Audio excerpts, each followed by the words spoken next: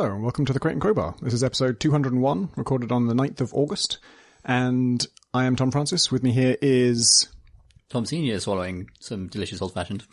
and... Chris, who is about to drink some delicious old-fashioned. Chris Thurston, that's my full name. You say that? Full name. Chris Thurston. This is an orange caramel old-fashioned, which is just Jim Beam bourbon, caramel syrup like you buy for coffee, and orange bitters.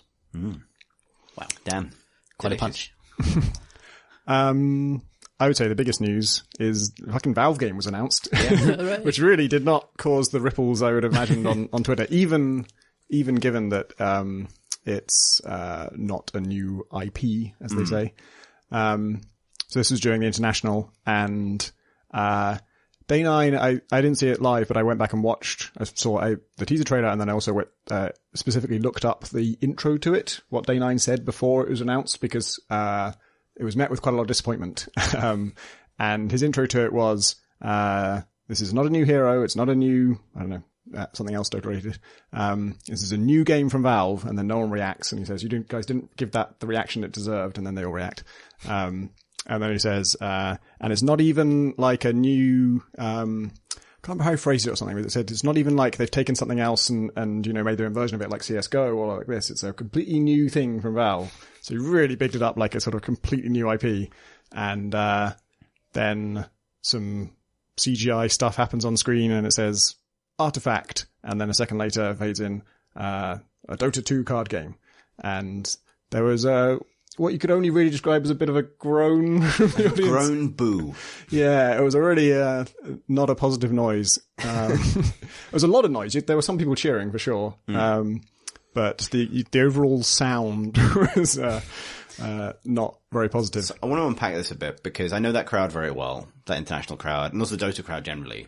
And I've seen them cheer for heroes, obviously, crazy reactions, like absolute, like weeping in the aisles, tearing hair out, rolling around on the floor, kind of thing. The Boston Major was when Dota 7.0 was announced, and I'll probably put that reaction in the show notes because that was just a trailer. That was like, the show's over, finals are done, we've got one last thing to announce, and it's a trailer that's just the version number for Dota going up over time, like a timeline, and behind the version number is some art for like that era of the game, a character that came around that time, some splash art associated with it, pictures from the International at different points, synced with the patch number.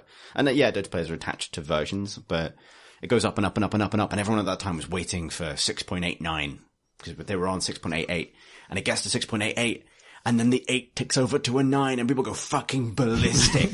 But then all 3 digits start moving, and it changes to 7, and everyone just loses, like, their minds.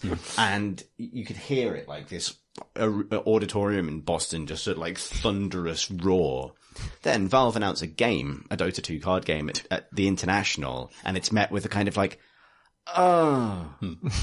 which, that says something. It's not just that this crowd isn't reactive to that stuff, it's that specifically people didn't want this, which is kind of really interesting, actually, like, because I can't imagine anything else they could announce that would get that reaction really at all. Like, short of, I don't know, I'm trying to unpick why there's this antipathy towards the notion of it, because I'm perfectly interested in trying it out. I'm interested to see what they do with it, and I want to play it. I think it's interesting because there's a bit of Valve buying into the thing that's cool at the moment, like seeing that Hearthstone's doing very well. Like a lot of different studios have their thing. There's an Elder Scrolls version of this. And it feels as though Valve are following suit. And there's a lot of kind of cynicism around the card game genre as a whole, which is, I'm really interested in this because, for several reasons we'll get onto, but I think that it simply feels like bandwagoning perhaps to a lot of the fans who are there rather than an exciting announcement of sort of a genuine new piece of design from Valve. From a pure PR point of view, I was thinking about this after the fact. I think you could announce exactly this thing with basically the same amount, because obviously they're not ready to show the game. If they were ready to show the game, they'd have shown the game. What they needed to do, I think, and you kind of touched on this when you talked about how Day 9 introduced it, but it's not just on him. I think the perfect format for this trailer, I don't work in marketing, would have not been the slow logo reveal. It would have been the cut to developer interview, because they've done so many kind of like fly on the wall introductions for players and things. They have a good documentary film crew now. The kind of thing I want to see to sell that game is a camera inside the Valve office talking to the lead designer of the game saying, we've been really excited about making a card game for a while, and this is why we want to make a card game, and that's why we're announcing Artifact, a Dota 2 card game, and just get it out straight in front with a human face on it and a bit of enthusiasm for the idea. Because the problem with like a slow reveal of an obelisk, then a word people don't like, is it buries the lead. And doesn't have a lead. It has an obelisk, which no one understands. And then, you know what I mean? It's just confusing, and it hangs everything on there being enthusiasm for the idea of a Dota card game, which apparently, just simply on its own merits, that fact is not exciting to people.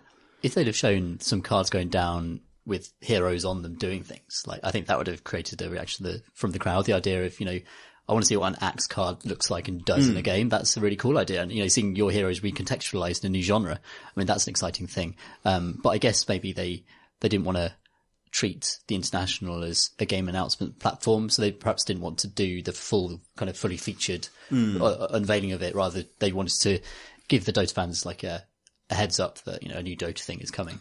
I suspect this, so we're recording this on Wednesday, so halfway through the International now, pretty much getting there.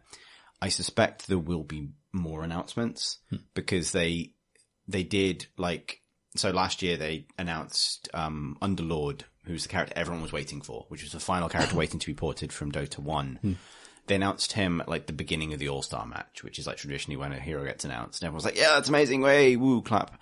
But then at the end of the event, they also then announced Monkey King, which was the thing that might blow everyone's minds because it was the first Dota 2 hero that wasn't in Dota 1. And they kind of used that first announcement to sort of set up the second one, basically. And I suspect they're doing something similar, because I think if this was their big announcement for TI, it wouldn't have been thrown in as a kind of interstitial thing on a Tuesday night. They usually have something for the All-Star, and they usually last year they had something pre-finals. So, I wouldn't be surprised if they had something else and something more Dota related to announce, and this was just their little teaser. But again, that's a matter of contextualizing the announcement properly and not overselling it, particularly given what people want from Valve before then revealing this, right? I think, separately from the reaction of the Dota crowd and what Dota people were hoping for, there's also the much wider net of everyone who cares about Valve stuff. They're also weighing in on this, and also mostly negative, and to them it's like Half-Life 3 was taken away from them. It's if Valve had prefixed it with, instead of Half-Life 3 we're doing this is the kind of reaction you'd expect. And I think that's going to be called Half-Life 3, a Dota 2 card game. Wow. Imagine rioting in the streets. It's always whatever they do, everything they do until the day they finally release Half-Life 3 will be, oh, we're getting this instead of Half-Life 3? Fuck you. There'll be a significant number of people who see everything that way. And I think they're in a weird situation where they almost, because it has been so long since they announced a new game, this is a weird situation where you want to undermine the hype for the thing before it happens. You want to take away it being a big deal and make it a smaller and smaller deal to kind of avoid some of that backlash. I think that's the thing. I think it's just a bad fit for the logo reveal, because logo reveal trailer is a bad trailer format anyway, but it relies on the name having some meaning in and of itself. If that had been three obelisks slowly flying together to form a lambda symbol, people would have lost their minds, and that would have been fine because people know what it means. This is, it needed the card art. It needed a developer talking. It needed the Oprah moment where Gabe Newell says out and says, look into your seats, everyone has a beta key, and you can play it now. That kind of reveal. Actually, it's quite interesting because, you said you would like to see them put a human face on it, and I agree. And they don't, and they frequently avoid that. It kind of varies a bit from game to game, but in general, Valve have intentionally steered away from personality driven marketing, and they do do interviews and let people talk to certain people, and obviously Gabe ends up being the face of everything, but in general they don't like a person to be associated with a project because for all kinds of reasons. That desk might just wheel on elsewhere. Yeah. But the downside to that is they are just seen as incredibly faceless, and they get no sympathy. That no one has ever feel sorry for Valve. No one's ever we better not be too hard on Valve because they might be feeling a bit sensitive. And so because I met some of the people who are working on this game and know that a lot of work and trouble went into it. It was really harrowing reading the reactions. Like, I just read the replies to their tweet about it, and they're just so brutal, just so merciless. The people, it's understandable, you know, people are upset. They're not supposed to suppress that or hide it, but it's just completely merciless. And I think that's partly because they are so faceless. There's no one to feel sorry for. It's just a company, and ripping into them is fine. It was interesting. As soon as is it Brad Moyer? I don't know how to pronounce his surname. Who's formerly of Double Fine, when he said, like, I guess I can say this is what I've been working on now. You started to see it soften in certain quarters, because it's like, oh, it's a thing attached to a person we know. Like, it's a designer because I mean, especially because card games are such designery games, right? Like, in a lot of different ways. You kind of want to know who's doing it, right? You want to know why you should trust this team to do this thing, because it requires a vision and it requires a design. It basically requires a lot more information than they gave, which I think is the thing. I think that, like, I like the idea of a Dota 2 card game. So why? I really like the idea. I mean, there's so much to Dota that you could, you know, use those concepts, reuse those concepts in a card game format with loads of really powerfully designed heroes. That sounds fantastic. And also, I think what I've realised watching the International in clients a lot this week is that I love so much about the infrastructure around Dota, and how it has its problems, which I'll talk about later. But as a kind of place to kind of take items and level up bits, and it's just a really slick and beautiful thing, slotting a card game into that whole interface and perhaps meshing some of those systems and letting you earn points in one game that go into the other game, that is a recipe for, that could be brilliant. That could be really exciting. Like, I want to be earning battle points in the card game that I could take into watching the International. I want to buy cosmetics in Dota 2 with that stuff, you know? Yeah, I want to play the card game while I'm queuing. Yeah, exactly. That's a great point. Yeah. So I'm quite positive about this. Like, I like the Dota 2 universe. I like the heroes. I find it really exciting. I love the abilities. I love watching it. A way that I can engage with that doesn't mean actually playing Dota is kind of what I want. So maybe like a card game where I don't have to have all those amazing, you know, Twitch reactions and all, you know, all the stuff that comes with getting good at Dota. Like, that's great. That's quite a good comment. It was a little bit snarky, but just said, oh, finally a version of Dota where my team can't let me down. Yeah, I mean, like, I'm in on it. I like card games, and I tend to get on card games better the more I like the theme. And obviously, you know, it'll depend on exactly how they choose to do it. Like, I'm curious about the name. It seems like it's because artifacts are one category of items in the item store, so I don't know if it's item themed. The 3 colors they revealed in the trailer are the 3 stats, which is a weird, like, cyclical design thing, because Dota has 3 primary stats: strength, agility, and intelligence, which are red, green, and blue. And those are the 3 colors in the trailer, and they sort of presented almost like they're going to be like the houses of cards or something like that. But they stem directly from the stat system in Warcraft 3. So there's a strange thing where Blizzard took their Warcraft characters and developed a card game out of them, but didn't wholesale adopt the stat system from Warcraft 3, where most of those characters came from. Right in a roundabout fashion, apparently Valve now has. So, like, if there were probably 2 card games to make out of Warcraft 3, and both of them now exist. The design war between Valve and Blizzard in the last sort of decade has been pretty remarkable, hasn't it? Yeah. Did you guys see somebody posted a sort of summary of info that apparently Day9 mentioned about how the game works? Or no, not at all. No. Then I shall look it up on my phone, which may take me a second. It's quite all right. But yeah, I'm in for 99.9% of those things, really. So, I'd like to have seen more. I think it could have been a more exciting moment. And I know that maybe doing a post-mortem on a 30-second piece of marketing is not necessarily the way, but it's interesting because you assume that games as a whole has an interesting relationship with fan communities where they're either the angriest people on Earth or the happiest people on Earth. And yeah, I think you're right that Valve's anonymity and their kind of reluctance to do the kind of, I mean, I understand the reluctance to do like personality-led marketing because it can be, you know, fake seeming and inauthentic and whatever. The alternative is this sort of like monolithic, you know, distance that they create between themselves and their audience. And it feels like at this point, actually they don't. It's a weird thing. Like this show opened with Gabe Newell dressed as a roadie with 3 teardrop tattoos down the side of his face, introducing the. Have you seen the introduction to GI7? Like, no, it was mad, right? They went full comedy international, which was the start of this. Like previously, the internationals always started with a kind of bombastic, like very serious. So they get John Patrick Lowry, who's a voice actor who's done loads of different things. It's Pudge and Storm Spirit in Dota. Sniper in TF2. And Sniper in TF2 to do this booming, like, welcome to the international, the ultimate stage of competition between champions from across the world. Here is the Seattle Philharmonic Orchestra and Gabe Newell in some sandals. And like, and this year opened with just a sketch, basically, of two people putting on a Vive and slipping into Dota, and Gabe Newell played a roadie, and then they flew away on a courier, and then there was an actual donkey in the stadium. They have this. Yeah.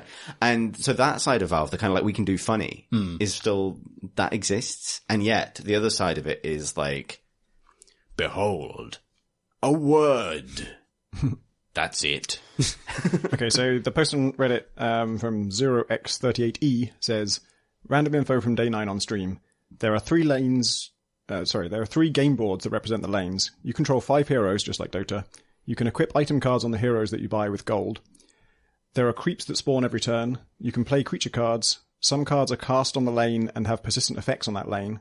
Each hero has abilities like their Dota counterparts. You can cast Track on a hero as Bounty Hunter and get extra gold. Yeah, that's it. Great. So, card Dota. Huh. Quite a literal interpretation of the structure. And like, Elder Scrolls Legends has 2 lanes. And that works very well, actually. It's pretty good, yeah. Yeah. Legends is pretty good. Cool. Yeah, I'm in. I'm excited. How have you been finding watching TI, Tom? I know you've been watching TI. I'm not going to go on about it because it's boring. I love watching Dota, actually. Even though I like to preface this, long-time listeners will know that I know nothing about Dota, really. And I can't play it. I just play against bots sometimes just to kind of learn the hero abilities. And because Valve, much like Blizzard, are very, very good at designing deeply satisfying abilities. Like the hero abilities, when you actually use them, feel fucking great, and they're really exciting and play with the map in loads of interesting ways. I just can't play it in that competitive context that Dota demands of me. So I kind of vicariously enjoy Dota through watching people who are the best in the world at doing it. And I only understand about 50% of what's going on at any given point. And in a team fight, I understand about 20% of what's going at a given point. But I think the commentators do an amazing job, even not on the noob stream. I've been watching the normal stream, of giving you a sense of the flow of the game and what's important, and when something really matters, and when, you know, a particular character, a carry dying, get repeatedly killed is hugely important, and what certain items do. You know, I think the commentary's actually gotten better year on year, and I think it's excellent this year. And there is still some kind of like term mix-ups, which is difficult for new players to get through. So sometimes they call a character by the character, the name of the person who's playing the character. Sometimes they'll call them by the name of the character. Sometimes they'll call them by the name of the Warcraft 3 character that they're based on still. And they're moving away from that gradually, but they just slip back into it through habit. And I've only learned that through watching loads of it. I can kind of get it straight in my head now. But that discipline is improving and improving.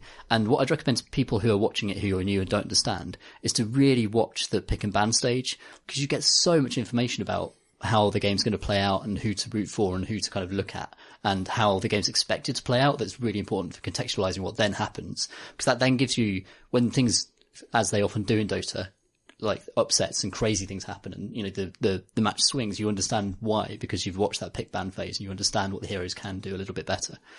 So I think the actual presentation of the event in terms of the commentators has improved. I also think the Twitch stream is absolutely fantastic now. It's as good as a sports event I would watch on, you know, a major sports network. Now they've got like split screen, they've got like cut into the crowds, they've got great shots of the players, and, you know, really great casters, really good kind of intermediate commentators between matches, and it's a really professional endeavor.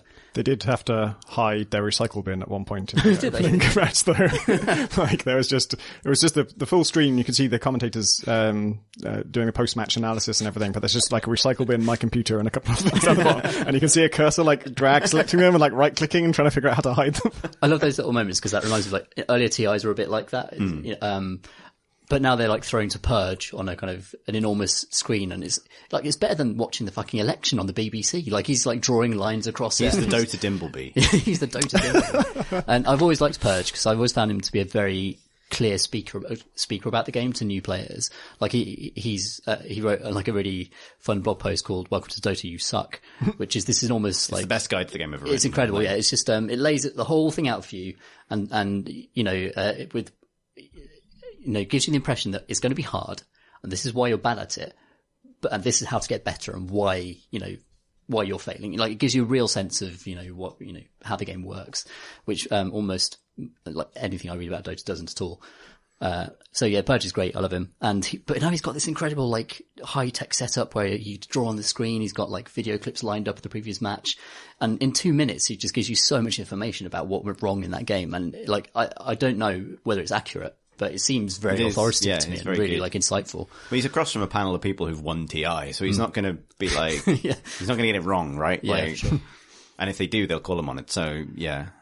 So I've really enjoyed TI this year. I can't speak much to, like, the meta or how it's playing out, but I found the games to be, like, consistently exciting and full of new heroes. Like the hero pool seems to be insane this year. It's crazy. It's maybe even better than last year. It's interesting. Like, Dota's a really weird place, and as someone who's covered esports a lot, it's an interesting, I think it's an amazing place, but I can see the flip side, which is, so a game like League of Legends, which is obviously the game Dota gets compared to the most, has a far more restrictive metagame in terms of how many heroes you'll see in the course of a tournament. Far more restricted.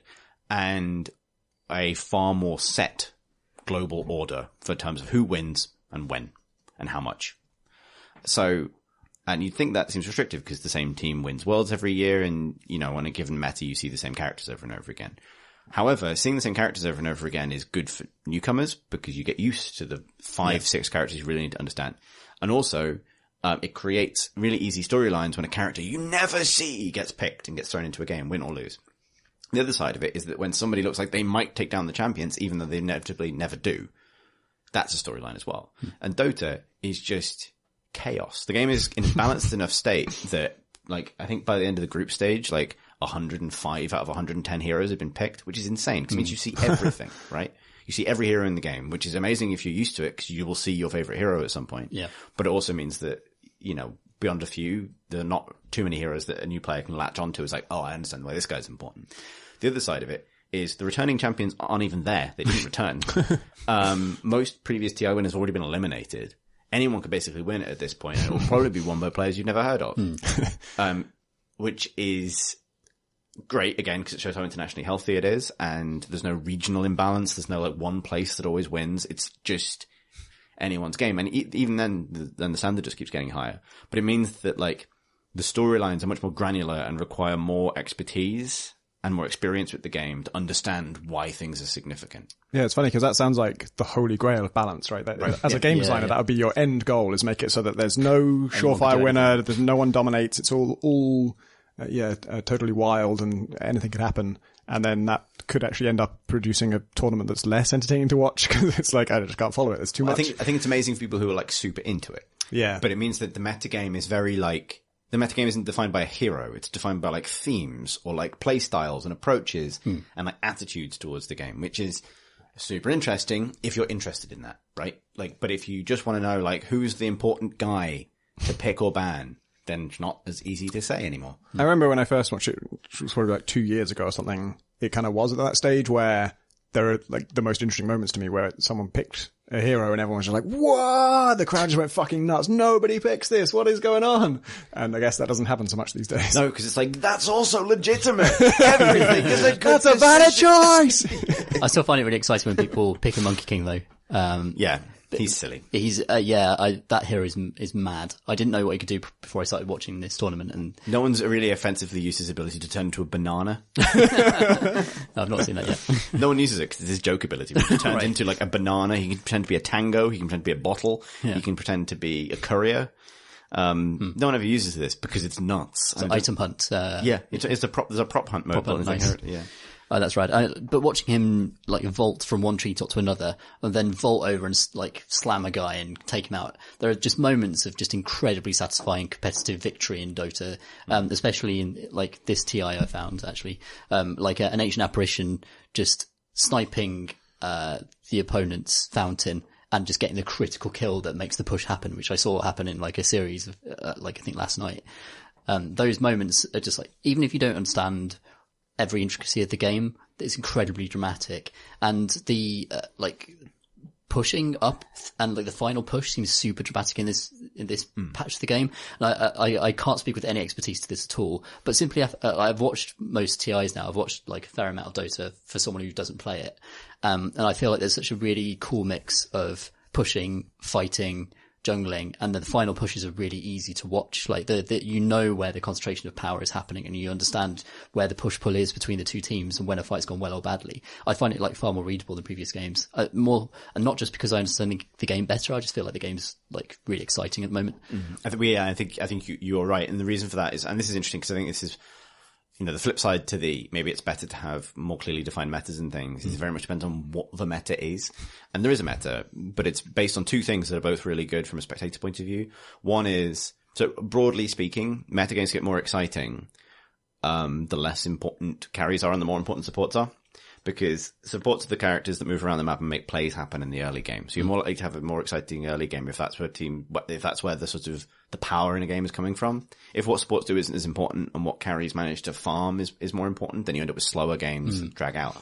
And at the moment, the most important character on the map is the position 4, who's like the traditional roaming support. And you're seeing a lot of like strength characters with big stuns like Sand King and Earthshaker and Night Stalker and these sort of like, every character can do something cool, but those are the characters that make the big, obvious, visible, like, dunks, right? Sure. They're traditionally landing big stuns and kind of this kind of thing. The other side of it is that creates early game pressure or advantage. The other half of the game now is that it's pretty difficult to break base. Those sieges, one of the reasons they're easier to watch is they're taking a little bit longer. Like, there's more involved in pulling that off, both in terms of map play and in going uphill at the end, basically. And that's a really good tension to have, because basically those are the two parts of Dota that are traditionally the most exciting. It's like ganks and rotations and early game kind of map strategy, and then big climactic sieges. And, IceFrog has done a good job of balancing the game around those two things. So there are things that are less effective now that used to be more prominent in previous metas.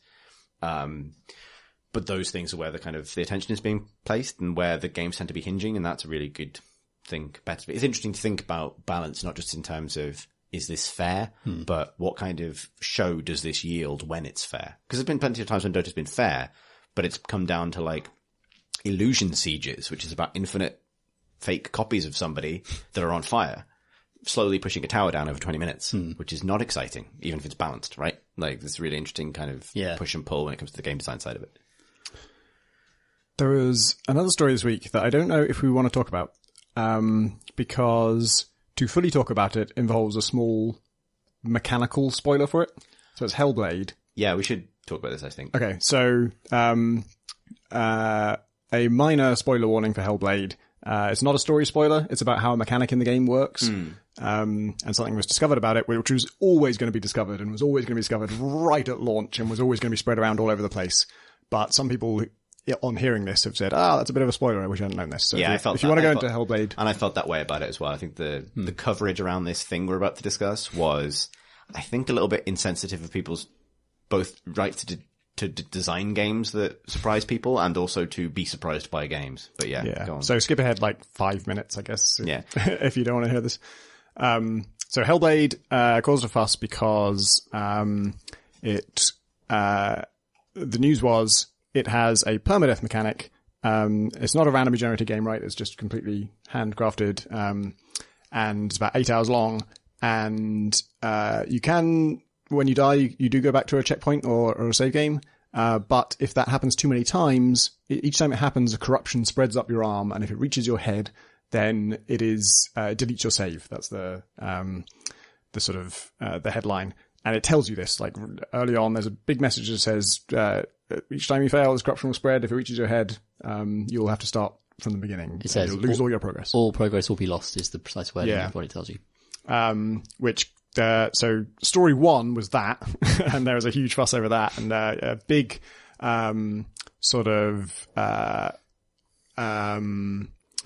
debate about whether a lot of people were very upset about that and said this is garbage and it should be optional and it sucks that this is being forced on us. And then a lot of other people were saying, well, there's a such thing as artistic intent and people should be able to make bold choices. And it's, people decrying that, anytime a developer does anything different, they get ripped apart by the mob who, to them, it seems they just want the same thing over and over again.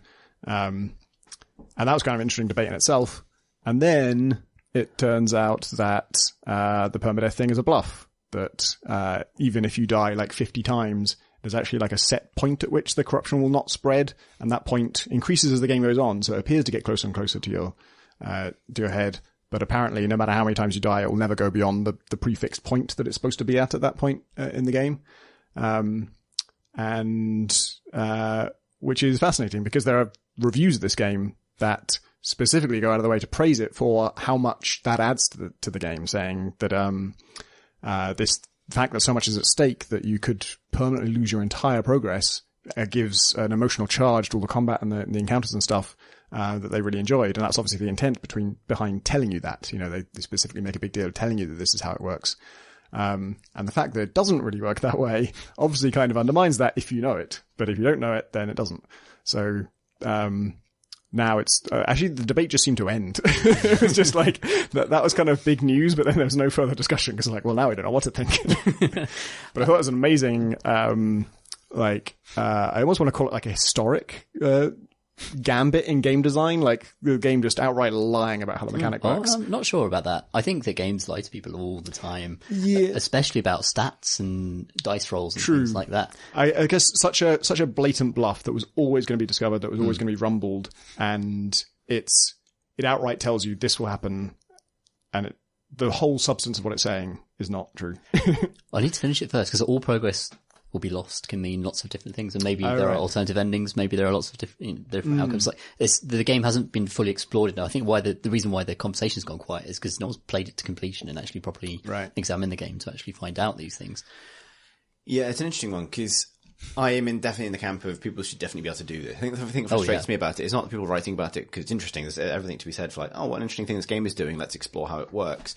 It's because that there was an initial and obviously now exposed as kind of reactionary furore, as if this was some kind of consumer rights issue, which is, as ever, the single most tiresome thing that can possibly happen in games pretty much is like, is this a consumer rights issue? Because the answer is almost always no. Right? Right. Normally it's like, do you want to buy the game or not? Yeah. That was Total Biscuit's position. He was that's playing what kicked it all off, early really. version, yeah, and he was complaining about this mechanic and saying he hated it and it was stupid. And I don't know, somebody replied to him, I don't know what they said, but something in defense of it. And he replied to them saying, if you thought a pro-consumer critic would like this, then you didn't think at all. Yeah, and it's such a, I mean, I'd say that's an idiotic position, right? Like the game contains what it contains. You either buy it or you don't. The game is forward with that knowledge, so it's not like it deletes your save towards the end. And then to both then take that position and then not even research it enough to find out if it's a bluff. It's just embarrassing. Like there's no benefit to anybody from that other than the controversy it creates. For sure. But then controversy is what he thrives on, right? Yeah. That's his business. But as far as the game's right to do this, I mean, games have done this sort of, or threatened this sort of thing for ages. Like Eternal Darkness on the GameCube used to do all sorts of things, threatening your save games, messing with your TV Faking out that your settings. TV's broken, yeah. And, Metal Gear Solid games have done this. Like, there's been loads of kind of, meta fourth wall breaking stuff in games that's been like a total delight when you play it and encounter it. And it like most of them don't go as far as to actually destroy your experience by just without warning deleting all your save games and like uninstalling the game from your hard drive or anything like that. But as an experience, like I think, whenever I go into a piece of entertainment, I'm going in expecting to be lied to. I'm going in saying, lie to me for my entertainment. When I go to a film, I don't go to a play and say, that man's not Hamlet. Exactly. There's a really good... not since the first time. You did it, anyway. I've completely forgotten the guy's name. It's really there's an amazing sort of he does a lot of stuff on Twitter and YouTube, voice actor / little sketch. I know guy. what you mean. Yeah. And it's like, is it Pro VSD or something like that? Yeah. It's something like that, and I've completely forgotten. But I'll put a link in the show notes. He's done some amazing game spoofs over time, but he just did one this week, which was like Neil deGrasse Tyson reviews a film, and it's just the first few bars of Everything is Awesome from the Lego Movie, and then I'm turning to the camera going, Lego people can't talk at all. It's that attitude. It's like there's no truth here to uncover. It's a conceit as part of the conceit you're consuming for entertainment. Yes. There was something that came up in relation to this was somebody linking a sort of post-mortem for a game called Fury, F-U-R-I, which is apparently an incredibly difficult game and one of those sort of super frustrating punishing games that some people love and some people hate. And they were doing a postmortem defending their choices on that and explaining why, they knew some people would hate it and some people would find it super frustrating, and they stuck to their guns anyway because they knew the payoff would be worth it for the people who did like it. And apparently they have many controversial things in that game apparently, but one of them is there is a kind of secret ending which you have the option to kind of give up fighting. I don't know exactly the context of it. I'm only going by their description of it. But basically you have the option to sort of say, no, I've had enough fighting and I'm just going to stop. And if you say that, that ends the game, and also there is no way to get any of your progress back. I don't know how saves work in that game, so I don't know if it's like you make save games and it deletes them. I don't think that wasn't the impression I got. It sounded more like you just have like one save and it's like a checkpoint or something. And if you end any of the endings of the game cause you to no longer have that checkpoint, and that is one of them. And it caught a lot of people by surprise, and a lot of people were pissed off about it. Some people loved it, but some people were like, I said this is an experiment and now I've lost my entire game and I've got to start again if I want to see any of the other endings. It's following through with the threat is an interesting one because I think it's fair game as long as they've warned you. I think Hellblade actually handles it really well. Yeah. I think the thing with Fear is it doesn't at all warn you. You literally, as soon as you said it, it's over the whole game. I think tricking people into what could be a really damaging decision, assuming that they won't use their kind of existing knowledge of how games work, is one thing. Because that sounds like the situation there, right? Where people kind of assume that nothing in a game can really damage my progress, so I'll just give it a go and see what happens. Yeah. And we all did this with Prey, right? There's a sort of yes, exactly. Early on, you get an opportunity to do an ending that I think none of us would want to do as the real ending, but we all kind of tried it to see, what happens? Yeah, exactly. And if it had then gone like, you did it, deleting your save, yeah, you'd probably be rightly pissed off, because you have to warn people about that thing. But that's why the Hellblade approach is the correct one. Yeah. Like, I mean, because even if they followed through with it, it would be fine, right? Like, they would have made a creative decision. They'd have warned you, told you this is a game mechanic that we're doing, like it or not. And if you don't like it, then all of the coverage in the world is going to be available to help you make that decision. They given that this turns out to have been a bluff, they've probably lost sales over this, right? And they probably knew they would lose sales over it because they're not going to hide this mechanic. They're going to put it up front and say that this is the kind of game it is. It's a 8-hour game where hypothetically you could get 7.5 hours in and have to start over again. That will put people off, and they deliberately did it anyway because they wanted the atmosphere that would create and the sense of tension that would create. And that is a valid creative decision. Also, I played the game that is well in keeping with the tone that game is trying to create as well. However, having said that, threatening save deletion is one thing, but a lot of games that actually do this are not built to be repeated, and Hellblade is definitely not built to be repeated. Right.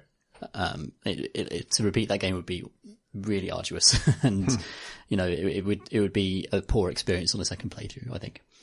So that's something to bear in mind. It's interesting. I was playing All Walls Must Fall, which has just gone into early access, and that's a game set in 2088 or 89 or something, and the premise is that it's an extended Cold War that's brought to an end by a nuclear blast in East Berlin, and the game is set in the 10 to 12 hours before that point, where time-traveling agencies are sending agents and assassins into that space in that 10 hours before to try and prevent the disaster and find out who's discovered it. And it's a turn-based combat style. It's hard to describe.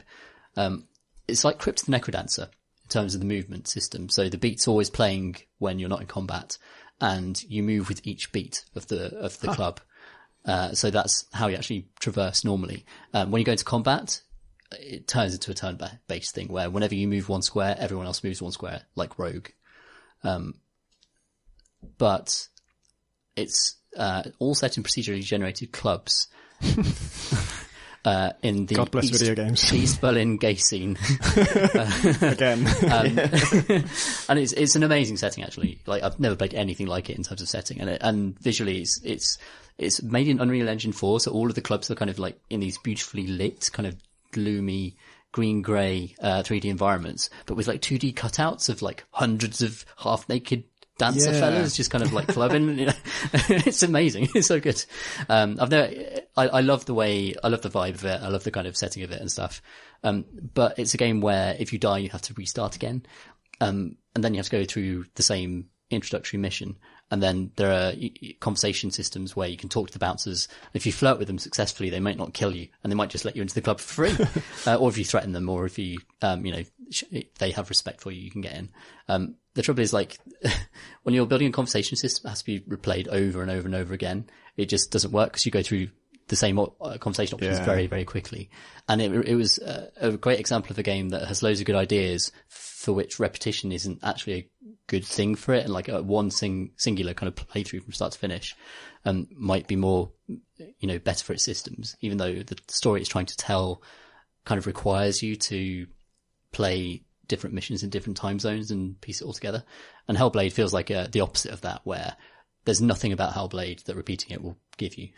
Like it's designed to be like a once through experience. So threatening permadeath in that context is a different setting to like a game that's actually designed for it. It's interesting because given that it has been exposed as a bluff, the threat of permadeath is then supposed to be part of that singular experience, right? It's almost been made with that in mind. Yeah. Like, we want you to have one experience of this, but we want you to think that you might have to start it over because, as some of those reviewers said, that will enhance the experience, which is super interesting and obviously unsustainable. And I don't know if they knew it was going to be unsustainable when they did it, or if it was just naive. It's almost a shame. Like, you want the kind of the commentary that surrounds the game to be kind of respectful of intent, but it can't always be. Yeah. I do think, I think there's a grey area. I think going all in on like, this is terrible is obviously a mistake because you have to research that if you're going to make that kind of like point. But there's a step back from that where you go like, oh, I'm not sure about this, where you are, behaving according to the kind of information you've been given. Yeah. It depends on the kind of the thing you generate out of it. But it was hilarious watching that like whole thing bubble up, turn into this debate, and then just vanish when someone actually bothers to look into it. Even though looking into it, and obviously being the first outlet to bang that drum and say like, hey, we got it, guys, we figured it out, it's actually a bluff, then kind of spoils it, right? The replies to that video, reading it, were all just like, oh, thanks for spoiling it, man. People were pretty pissed off about it. But this is the thing, is as soon as it enters that kind of like, as soon as it enters the discourse, it can only be ruined one way or another. Right. Which makes you have thoughts about the role of all of this. People are just making games worse. I think there are ways of presenting those headlines that warn people who are interested to stay away. I think like a spoiler warning on that PC Games End piece would have been useful for people, especially in the tweets. The thing, I've had game ideas before that would be ruined as soon as people discuss it publicly. And the only idea I had for sort of getting around it is if you have like a fan base already, then you get those guys early copies. Like you do a sort of 1 week early access type thing, and make sure that all the big fans get to play it before there's been any chance for there to be any coverage of it at all. And then they get to have the unspoiled experience. And then inevitably, once it's publicly released for everyone, it will be spoiled. But yeah, it's hard though. I mean, maybe this is one of those things that like games should be repeatable by nature of what they are and what people expect from them. You wouldn't necessarily think that'd be the case. Like, I remember when Dear Esther came out, I wondered if there was going to suddenly become a market of games you like bought tickets to. Like, if they had to play, like, I want one showing of Dear Esther, please. Like, it feels like that's underexplored space in a way, because, you don't expect, like, you buy a ticket to a play or a movie, you're not going like, and now I will watch this. I expect to be able to watch this 4 or 5 times before I feel like I need to get about 30 hours out of this before I've got my money's worth. I need to understand every single thing about it and see every single angle of it. You kind of accept that like, I've got one shot. I watch this once pretty much, and if I like it, maybe I'll go again. That doesn't really happen with games, and it feels like it would be a good. Did you? I remember you saying when you're playing Tacoma that you're sort of already planning to play it again. I haven't finished it yet. You haven't finished it? Yeah, I've been distracted by the opposite game, which we'll get to later. Tacoma's fucking awesome, by the way. Yeah, really, Tacoma's great. I have finished it now. It maybe feels like Tacoma is an interesting example of like a kind of experience game that does factor this in and kind of, but multiple approaches can exist. Like, it's fine to, maybe Hellblade would have been a good choice for like, you just go around Tamima Martinardi's house and you play it there. And he tells you that if you die too much, he's going to throw you out and you're not going to get to play it anymore. This is like, what were we talking about before about, Colin Northway's game that only exists on one laptop? No, I think Right, this yeah, might yeah. have been, Colin Northway was making a game that exists only on one laptop, and he destroyed the network ports and the USB ports so that it could never be taken off that laptop. And so 100% of the people who ever played it on that laptop, in front of him. And it was kind of just an experiment. But, you know, he said it was an interesting game design thing because you don't need to make a tutorial because you're going to be there every single time anyone plays this game. So you can just tell them how to play. Maybe there is an argument that a too sophisticated or a too integral bluff. I don't think this bluff is integral to Hellblade. We'll talk about the game itself in a minute, but like, I don't think it all hangs on whether or not you believe this thing that it's telling you at the start. It does feel like a bolt on that the game survives. I've definitely been to sort of interactive or immersive theatre stuff, particularly, for example, shows that use audience plants, which is a complete all in because it can often be it's a way of getting things into the show that you definitely can't do with a real member of the public, and you get the shock and the surprise of that. But as soon as that people know that's how it works, that gets around really quickly, and the show kind of dies where it is. It's such a gambit. Like, What kind of stuff do they do with audience So I plants? remember there's a Do Belgian, they kill them? well, there's a Belgian theatre company called Entre and Good, who were great. And this is a good example of like interactive stuff that just lies to you. They did an amazing show one year, that I saw that was basically like going on the best date you've ever been on. It was just an interesting demonstration of how human and how vulnerable you are to being told what you want to hear. Basically, you'd go in and you'd be picked by an actor who'd invariably be an attractive person, and they were pretty good at kind of making sure they matched up sexualities and things at the start. You basically just sit in a booth and have a conversation with them, and they're just really good at making you feel like you're having a conversation with an attractive person who's attracted to you, and and it all means something, and it doesn't.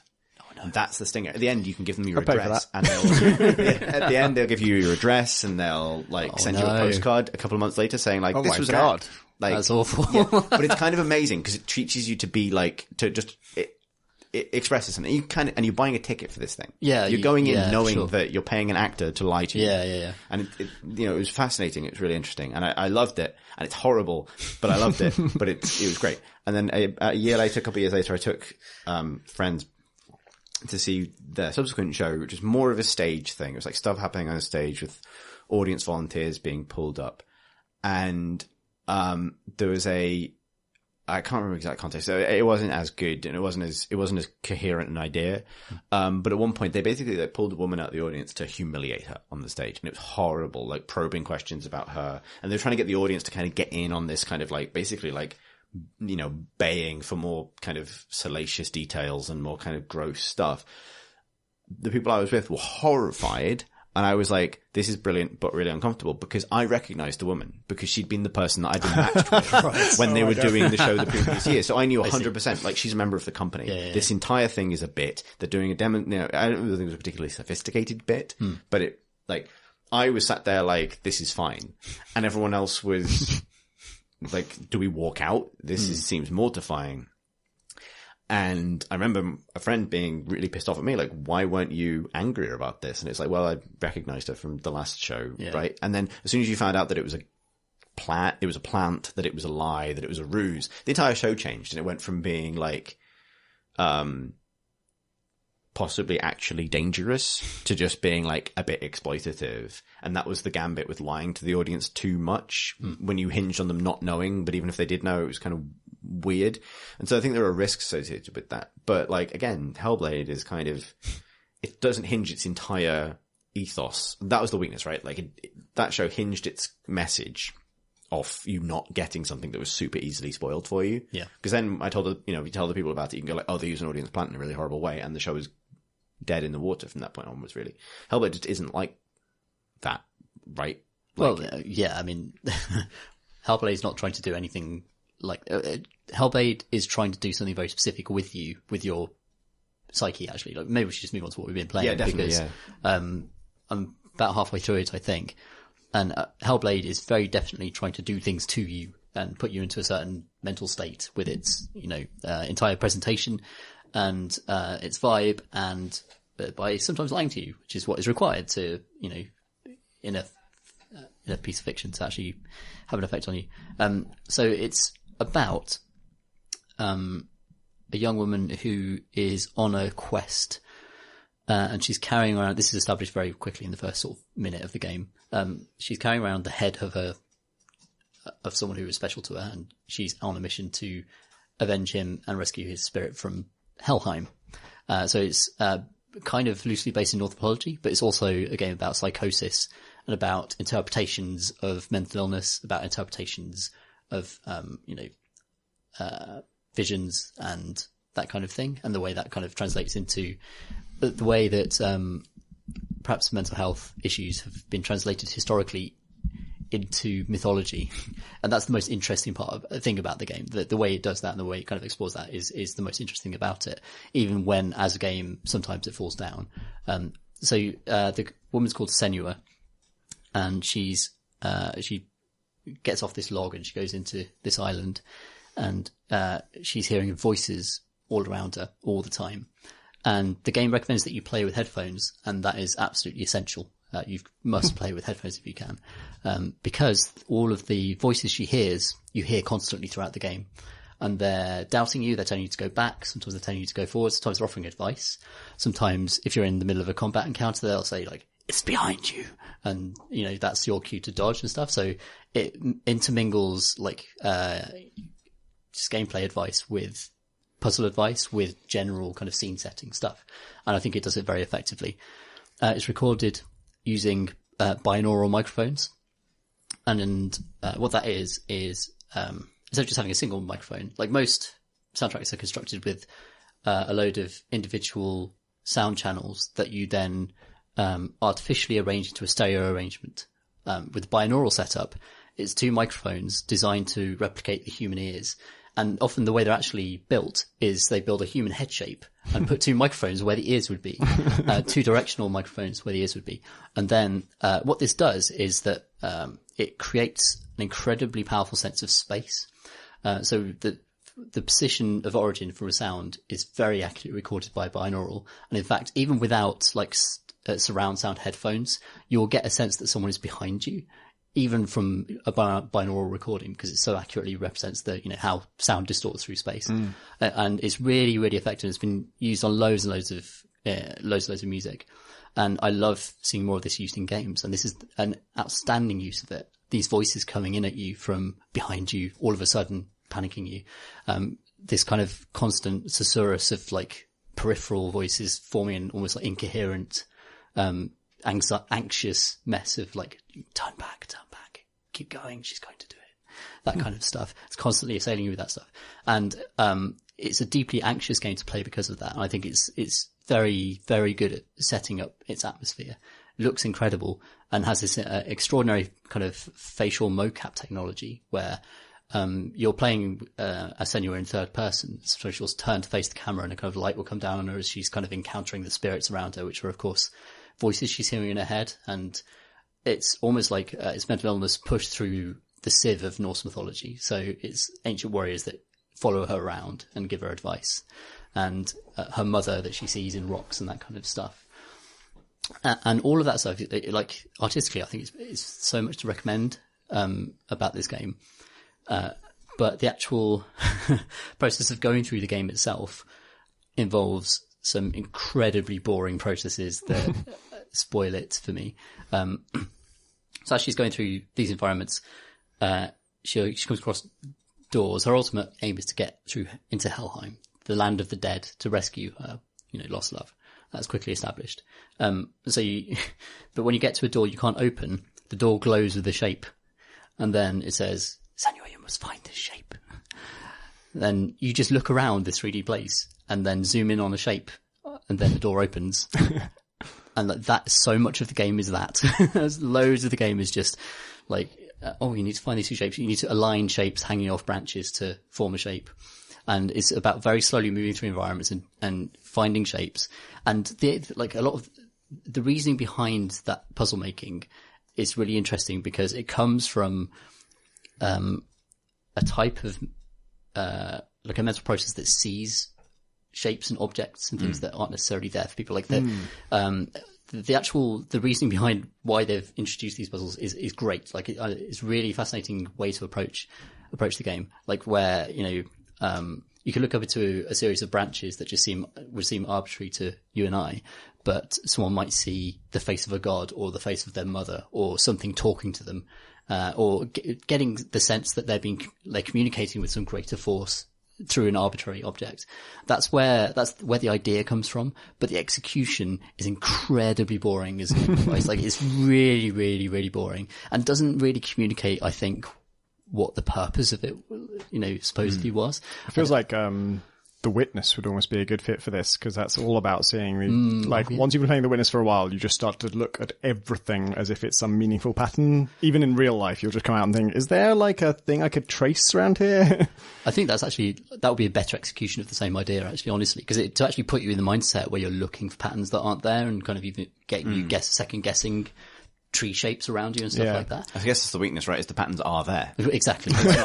You're right. It's the opposite of that kind of pattern finding impulse, or that kind of form of that form of having, visions or impressions, putting impressions upon the world, is having them actually be there. There is actually a face in those trees. There is actually this kind of, you know what I mean? They're almost too explicit as well. So when you're seeing those faces, it's not like, you've actually just found a face that's really obscure and a connection of branches that's unlocked a little bit of extra kind of dialogue or lore or something.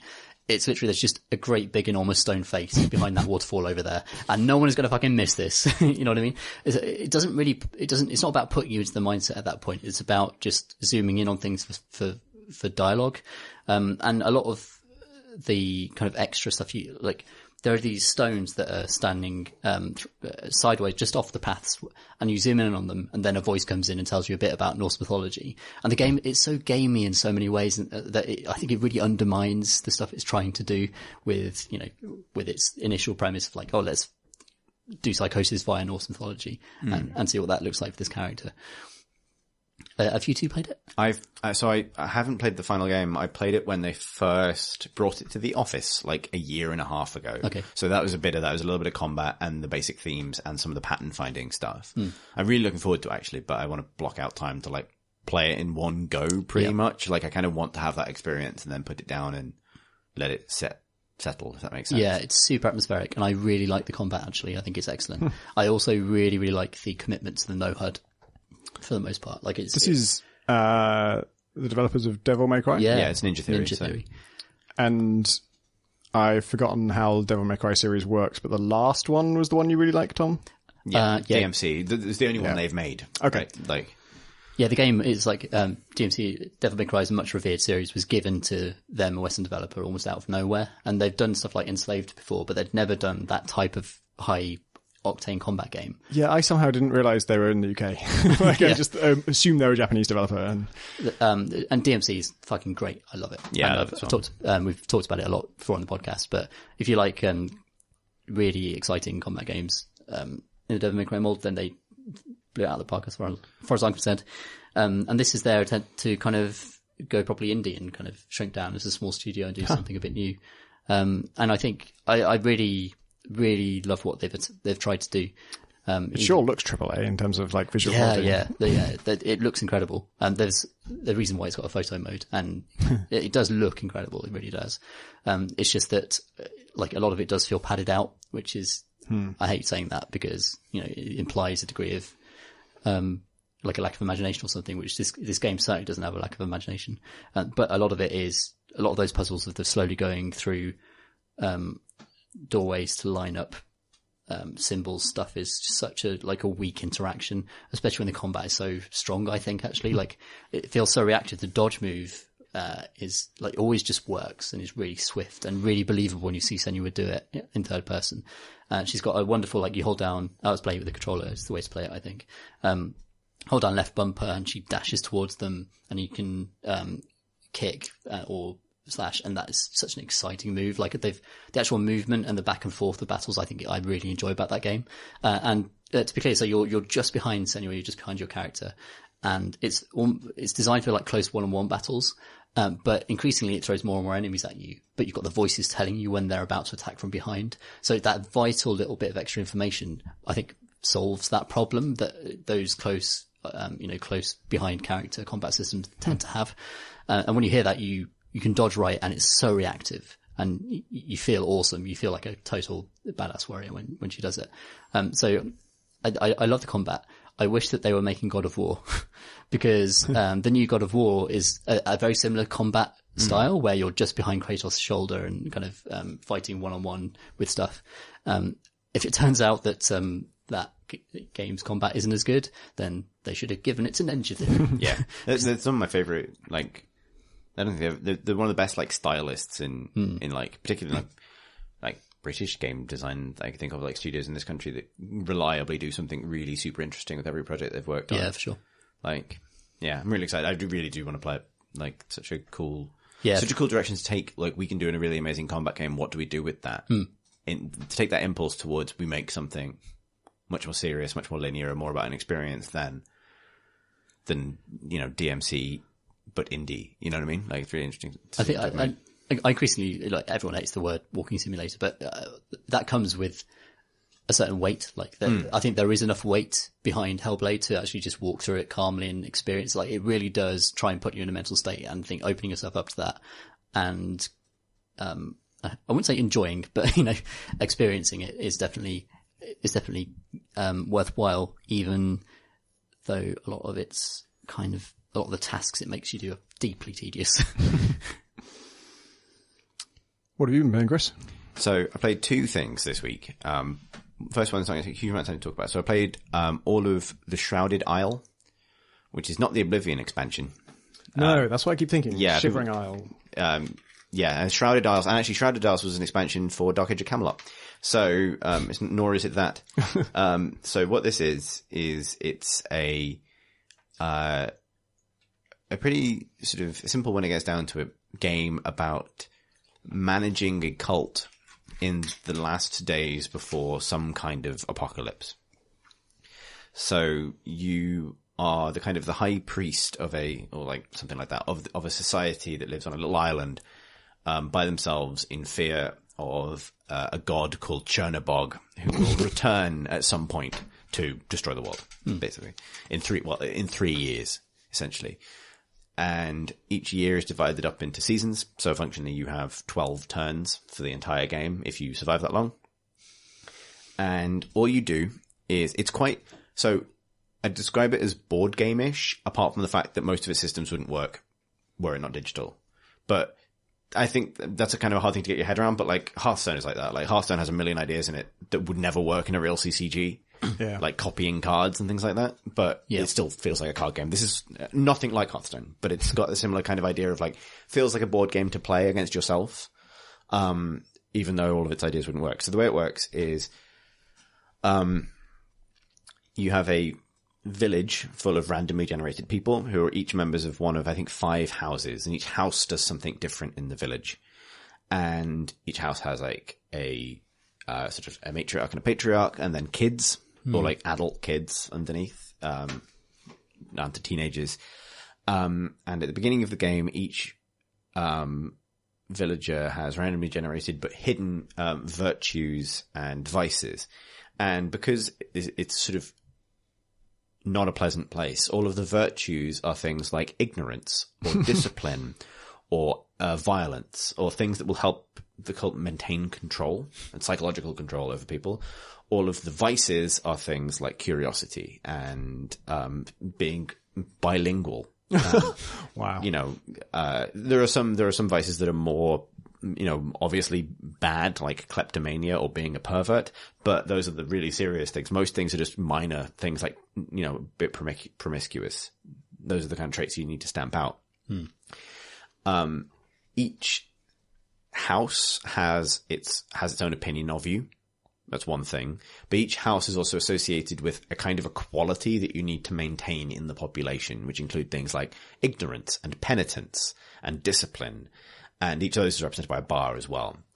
And every season, you have to pick one member of each house to be your advisors. And then for the season, you get 3 rounds of assigning up to 3 of them to do their thing. So the people from the house that burns books, you can assign them to burn books for a third of the season, and they will, or a month, I guess, and they will raise ignorance, technically, and so on. So you combine those things to kind of manipulate the bars. Using a house also makes them like you more. So that's the other thing, is you can't use them all the time, so you got to balance that. However, what you get when you send someone on one of these tasks is determined by their virtues and vices. So someone might have a virtue. Someone might not be in the house that burns books, but they might have a virtue that they're really dumb. So when you use them for their own thing, they also increase ignorance, just by virtue of being really dumb. I'm so stupid. When I do things, I make other people stupid. Yeah, exactly. And it's fundamentally a numbers game in that regard. And by using them, you also might find out some of their vices and virtues through experience. And you also get, depending on how much the house likes you, the opportunity to like launch inquiries into the houses, which gives you a limited opportunity during the kind of downtime to find out more stuff about characters. The way it works is at the end of every season, you have to sacrifice somebody to Chernobog, and you have to pick that person from your advisors. So you have to pick 5 people that you think will help you positively affect the stats you want to affect and the relationships you want to build, so ignorance and so on. But you also have to be willing to kill one of those people at the end of the turn. So you can't necessarily just pick 5 amazing people necessarily. You almost want someone in there who's really bad, because when you kill somebody, that will obviously have a really devastating effect on the relationship of that house with you. However, and if you, for example, if you keep picking the same house, they will get like a cumulative, they'll hate you. And if they hate you enough, they'll kill you. So that's game over. The game just ends. It's a kind of a, roguelike in that regard. However, the more proven and the more severe the vice of the person you kill, the more the house as a whole have to just suck it up. So, there are different stages of this. So if someone has no proven vices, then that's the worst time to kill them. If you've proven that they've got a minor vice, like they're a bit curious, then that's bad because the vice is forgivable. If you've got proof that they are, for example, a kleptomaniac, then the deficit to their reputation is much less. So it's really a game about plate spinning, but it's very atmospheric, and there's a lot of sort of like narrative events and things that get dropped in to kind of surround this. It's horrible. Like, I love how deeply cynical it is. Yeah, it's kind of interesting in a way, because it is a simulation of like the deep cynicism and the manipulation of running a cult in the end times, basically. And the presentation is like, it's monochrome, green and dark green. Like everything is just dark green. You can pick other color palettes, which I think are purple and dark purple and like wine red and maroon or something like that. It's so green, incidentally, that when I'd finished playing it, everything in the world looked blue. Oh, yeah. For a while afterwards. So I was playing it full screen on a big monitor. But it's pretty interesting because it sounds like a cross between the Yorg and Darkest Dungeon. Yeah, a little bit. So I think it's got a really good sense of atmosphere. It's got really nice music. It's a miserable thing to experience. Like, you can lose for a bunch of reasons. So if any of the stats get low enough for an entire season, you lose. And if you fail to maintain reputation with the house, you lose. What I would say is, so it's a £6 game, and I played it for 2 hours, I think, and I'm done. Okay. Which that's, I don't think that's a terrible return on investment compared to other kinds of, like I'm saying, buying tickets for games is fine. Yeah. Right? Like, and it's an interesting experience that time. What I found was, and I won't go into the details because I don't want to risk mechanical spoilers. What I found was, eventually, I stopped seeing the theme quite so much and started seeing how to play it to win, essentially. And there are 6 endings. It depends on different kind of criteria. As soon as it had flagged for me, or twigged for me what I needed to do and how to game it, essentially, to make sure that I didn't lose and I kept the plates optimally spinning, the first time I finished it, I got like quote unquote the best ending. It's not a happy game by any means, but like I got like the hardest one to get the first time I'd gotten it. And I didn't feel the impetus to go back and get endings that result from slightly less optimal outcomes, because I feel like I've solved it in my head kind of mathematically as a kind of game of almost like dystopian solitaire. Like, it's about matching patterns and kind of like figuring out how to move animosity around the village so that people hate you kind of evenly, but like in a way that's distributed over time, like that kind of thing. But I think as a little experiment, it's super cool, and there's some interesting bits of writing in it, and it's funny how like there are little narrative events that pop up in addition to the kind of day-to-day things. So at the beginning of a season, you might get a letter and it triggers a little quest, and sometimes they'll span multiple seasons. And I think replaying it, you do see more of them. So there is a reason to go back and try it again. But it's really funny kind of initially being invested in the characters and what's happening to them. And then later on just seeing like, okay, well, this event is terrible, but if I murder this person, that's going to raise ignorance, and we're low on ignorance this season. Like, people are a little bit too clever, and if we keep this up, I'm going to be burned alive. So we're going to do this thing anyway.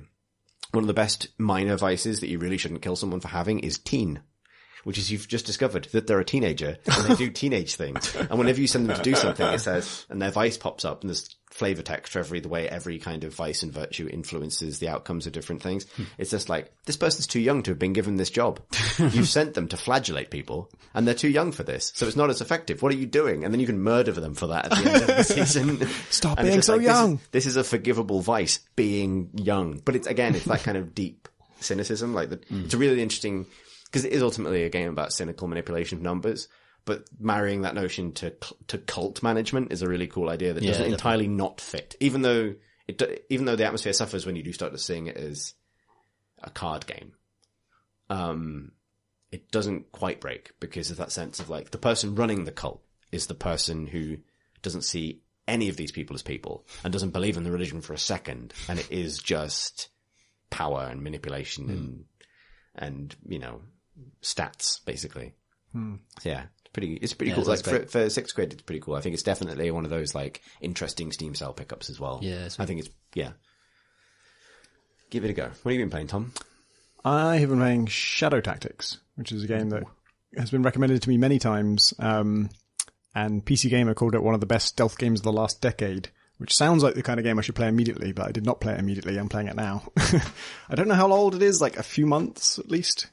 It is So, Commandos was released in 1998, same year as Half-Life. Yeah. Shadow Tactics feels like a game that comes from an alternate timeline where Commandos was the one that like lit the world on fire and everyone started, and that became the AAA industry, and like everyone just copied that. Because it is it's technically not isometric because you can rotate the camera, but kind of isometric. Tactics game where you have multiple people and it's all about stealth. It's all about hiding in bushes, killing people when no one else is looking, dragging them into the bushes before one else looks back. But it is incredibly lavish. It's just beautifully made. It's made to an absurd degree of quality. It looks gorgeous. It's, just no expense was spared on any front, which is strange because the developers I've never heard of. It's Me Productions, and their previous game is some extremely colourful thing about a wacky monkey. Is it that guy from the Muppets? I don't know. Something about a monkey that looks like a kid's game of some kind, that looks radically different in every possible way.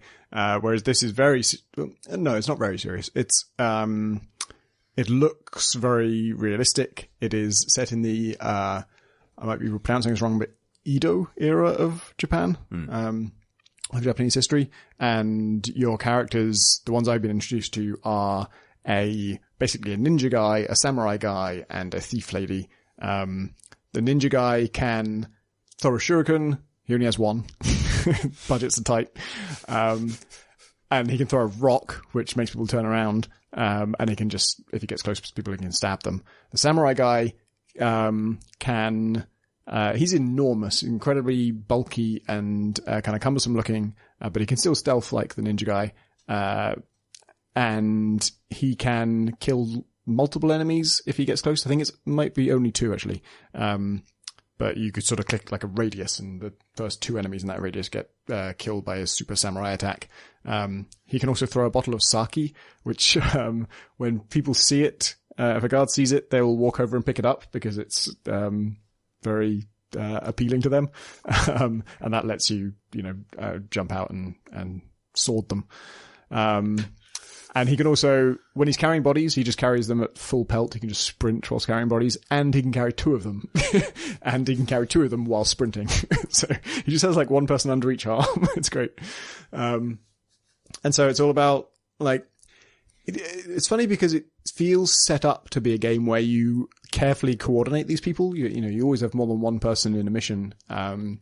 and there is a special shadow tactics mode or shadow mode where you engage that mode and then you go out and do something and you didn't really do it. You're just planning to do it. And then you go back to where you were and then you switch to a different character and you go out and do something with them and you didn't really do it. You've just planned it and then you hit a button to execute those plans at the same time, which sounds cool. And it is kind of cool, but it's not. What that sounds like to me is, this is a game about like, take as long as you like, set up the perfect plan, execute it, and we take away the challenge of execution. It should all be about having a good plan, and then, we provide the tools for doing that. But it doesn't pause the game when you do this. So you can only ever plan something if you're already 100% safe, if you're just sitting in a bush where no one is ever going to find you, no matter how long you spend. Because planning itself is kind of cumbersome. It's a little bit, takes a while. You've got to plan each person individually. And you can also only plan one action at a time, and it's really restrictive on that. Like, you can't, if you wanted somebody to like, run out and then kill someone and stealth, that's 2 actions, because going into stealth mode is an action. And if they're currently in stealth mode, they can't come out of stealth mode and then do an action, because coming out of stealth mode is an action. So, because it's time sensitive, if they're in a bush and you want them to run to somebody, you basically can't really do it in shadow mode as far as I can tell, because to change them into running mode would be an action, and that's the only action you can plan. You can't plan beyond that. If you tell them to kill that person, you can do that, but then they'll sneak all the way over to them. So they'll leave cover at a really slow rate and just go really slowly. So that mode feels like I just don't use it that much. I end up controlling one person at a time and I do everything with them. You can't pause. There's no pause and plan at all. So you can't like pause and decide what to do. Your time pressure is always on. The clock is always ticking. And so the only way to get around that is to, hide. It is really good. It's a very, I kind of want to say like it's a grown-up stealth game. Like it has learnt the lessons of many failed stealth games in that, enemies' vision cones are kind of 2-tiered. They have an area where they're clearly seeing that area, and then beyond that, they are only somewhat seeing that area. And if you are crouching, you are completely invisible in that other area. They will never ever see you no matter what. But if you want to kill someone, killing is like a high-profile action, and so they'll see you even if you're in the extended vision cone. And then when you're in the closer vision cone, they take a second to see you. It progresses, and the way they show that progress is the cone is usually green. The yellow part of it progresses towards you, so the cone is also like a progress bar, which is a really neat way of showing it. And when it reaches you, you'll be detected, which means that naturally, when you're closer to them, it'll reach you sooner, so the detection range is more sensitive, which is a kind of sophisticated thing, but represented so simply you just immediately get it. The rules are really clear. You always know you always know that if I do this and someone is, this far away from me and facing in this direction, I will be detected. You don't always necessarily have an immediate handle on who can see you. It does have a really smart system where they obviously, I think they had a discussion in their development of this of like, well, we can't show all vision cones all the time because the game will just look like a fucking mess. And that just would be better for gameplay. It would just be better if they could do that. They do not let you do that in any way. Like if they had a mode where you could toggle that on, they know you would leave that mode on. Right. And they know their game is beautiful and they don't want to ruin that, so they don't let you do that. Instead, you can select one enemy at a time to show the vision cone. If you're using mouse and keyboard, you just mouse over them and that just shows it. On gamepad, it's got kind of a cool system where you hold down like D-pad left or something, and then you're in view mode, and the closest enemy to the camera, it will show them their vision cone. And when you leave view mode, it will keep showing that person's vision cone. So you kind of pick one person to track, and they'll just be tracked for good. But you can also place like a vision marker, which is you pick a spot. Like if you're planning to lure someone to this spot behind a hut and then kill them, before you do that, you place a vision marker there. You can only have one at a time. And while it's there, and it'll just stay there until you put it somewhere else, anytime anyone can see that spot, you'll see a line going to that enemy. And people are on patrol routes and they're looking back and forth and all this other stuff. So if you're planning to kill someone and drag them there, you put the marker there, you wait a while, and then like, look safe. Oh no, line. And then you follow that line and see who saw it, and you realize, oh shit, there's a guy on a balcony like way over there, and he can see it. Because the vision cones are really long. It sounds like a really abstract way to establish who can see what. Like, it's nothing to do with what your characters can see, right? No. Yeah, you have perfect knowledge. There's no fog of war. You can always see everybody all the time. You can pan the camera as far as you like. The whole battlefield is visible. The levels are enormous. They take like 2 hours to complete. They're just absolutely massive. They're massive, and it's a stealth game, so you just spend fucking hours getting past 2 guards. I have had cool moments of setting 2 people up. Just on the latest mission, it was the latest mission actually was the one where it really came together for me. Early on, it is very difficult, and very, I would call it like claustrophobic. It's really unlike something like Dishonored, where you have loads of leeway, you have loads of room to maneuver, loads of room to come up with your own approaches and do whatever you like. Early on, this feels like it's almost like a puzzle. It's like, here is the puzzle, what is the solution? There are multiple solutions for sure, and there are loads of different levels of those solutions. Like, you can, every time you finish a level, it tells you all the badges you missed, and they're just like, oh, you could have done this without creating a distraction at all. You could have done this even with those people there. You could have done this without killing anybody. And you're like, holy shit, what? But it feels very much like unpicking, like knitting or something. Like, everything is so interwoven. This guy can see that guy, so you can't take out him. That guy can, and so you want to take out the guy who can see him. But then you can't take out the guy who can see him because someone else can see him. And then you follow that path back, and 2 guys can see that one, but one of them looks left every now and then. And while he's looking left, could I take that guy out? No, because there's a civilian who walks around here, and you trace it back and back and back, and then you find out that guy. No one's watching that guy. Let's fucking kill him. But you also have these. So I've got 3 characters now. Their abilities are like, the ninja guy can throw a rock to make someone look in that direction. The samurai guy can put a sake bottle, which will lure a guard if they see it, and they'll walk over and pick it up, and he can throw that, so he can put it somewhere that he's not. The thief can place a trap that will kill someone when they walk on it, and she can whistle to attract someone to her. They'll go to exactly where she was. Drawback of that being, she's there. So you got to figure out how you place your trap, you whistle there, then you got to figure out how you get out of that situation. And those are 3 very distinct mechanics that all are basically the same kind of thing, where you're trying to attract someone. So in that mess of unpicking who you can take out, you've got to consider not just, can I kill them where they are, but can I get them to somewhere where I could kill them, and who can see that spot. And it takes ages to figure that stuff out. And that's really cool. Level 3, which is the one I just got to, it's the thief and the samurai. I don't have the ninja on this one. And the thief can basically like grapple up onto roofs. And this is a level where it's like a village and then a compound in the middle of it. And there are ropes between all the roofs. And so the thief can just get everywhere. She can just go up on the roof and just scamper across the whole city and just get to wherever she wants. But it's patrolled by enemy samurai who she cannot take out even if she gets a jump on them. Even if she sneaks up on them, she's just, they're too good in combat, they can take her out. They're also immune to her trap, and they have special rules about what they're distracted by. And so only the samurai can take them out, but he's got pretty bad stealth capability and he can't go on the roofs. And so you've got to use these 2 people in concert, and basically you do virtually the whole level with a thief, get inside the compound. You've got to drop down and like pickpocket a key from somebody, and then get back out and unlock the door so that the samurai can get in, and then he can deal with the samurai for you. And then eventually you've got to like steal a document. That's the one where it really feels like, this one does not feel like a puzzle with a fixed solution. It really feels like I can just go anywhere and do anything and figure it all out. And I ended up hiding to get my samurai close to the gate. I'd done it all with my thief easily, and then she'd got the key and she'd unlocked the gate, but he needed to get to the gate, and it was basically doing the whole level already done, but with a totally different character with different abilities and much harder. And I realized there's a wagon that's going through the city, and I can just wait for that wagon, and while it's stationary, you can get in it. And I did that, but because he's not very good at stealth, a guard saw me, and the guard walked over to the wagon. I'd done this like a few times and it had failed. He just kills you. In fact, one time I got in the wagon and the guard walked over to find me, and the way he kind of rumbles you when you're in the wagon is he gets in the wagon too, and then the wagon just left, and he's just like, I have like 6 health or something, and he takes off 1 health like a second, and he's like the yelling end of The about Graduate, and you're just at the back of the bus, and they're just sort of, lots of awkward glances, everyone's losing health. Yeah, exactly like that. So me and him are just riding through the city while he slowly stabs me to death.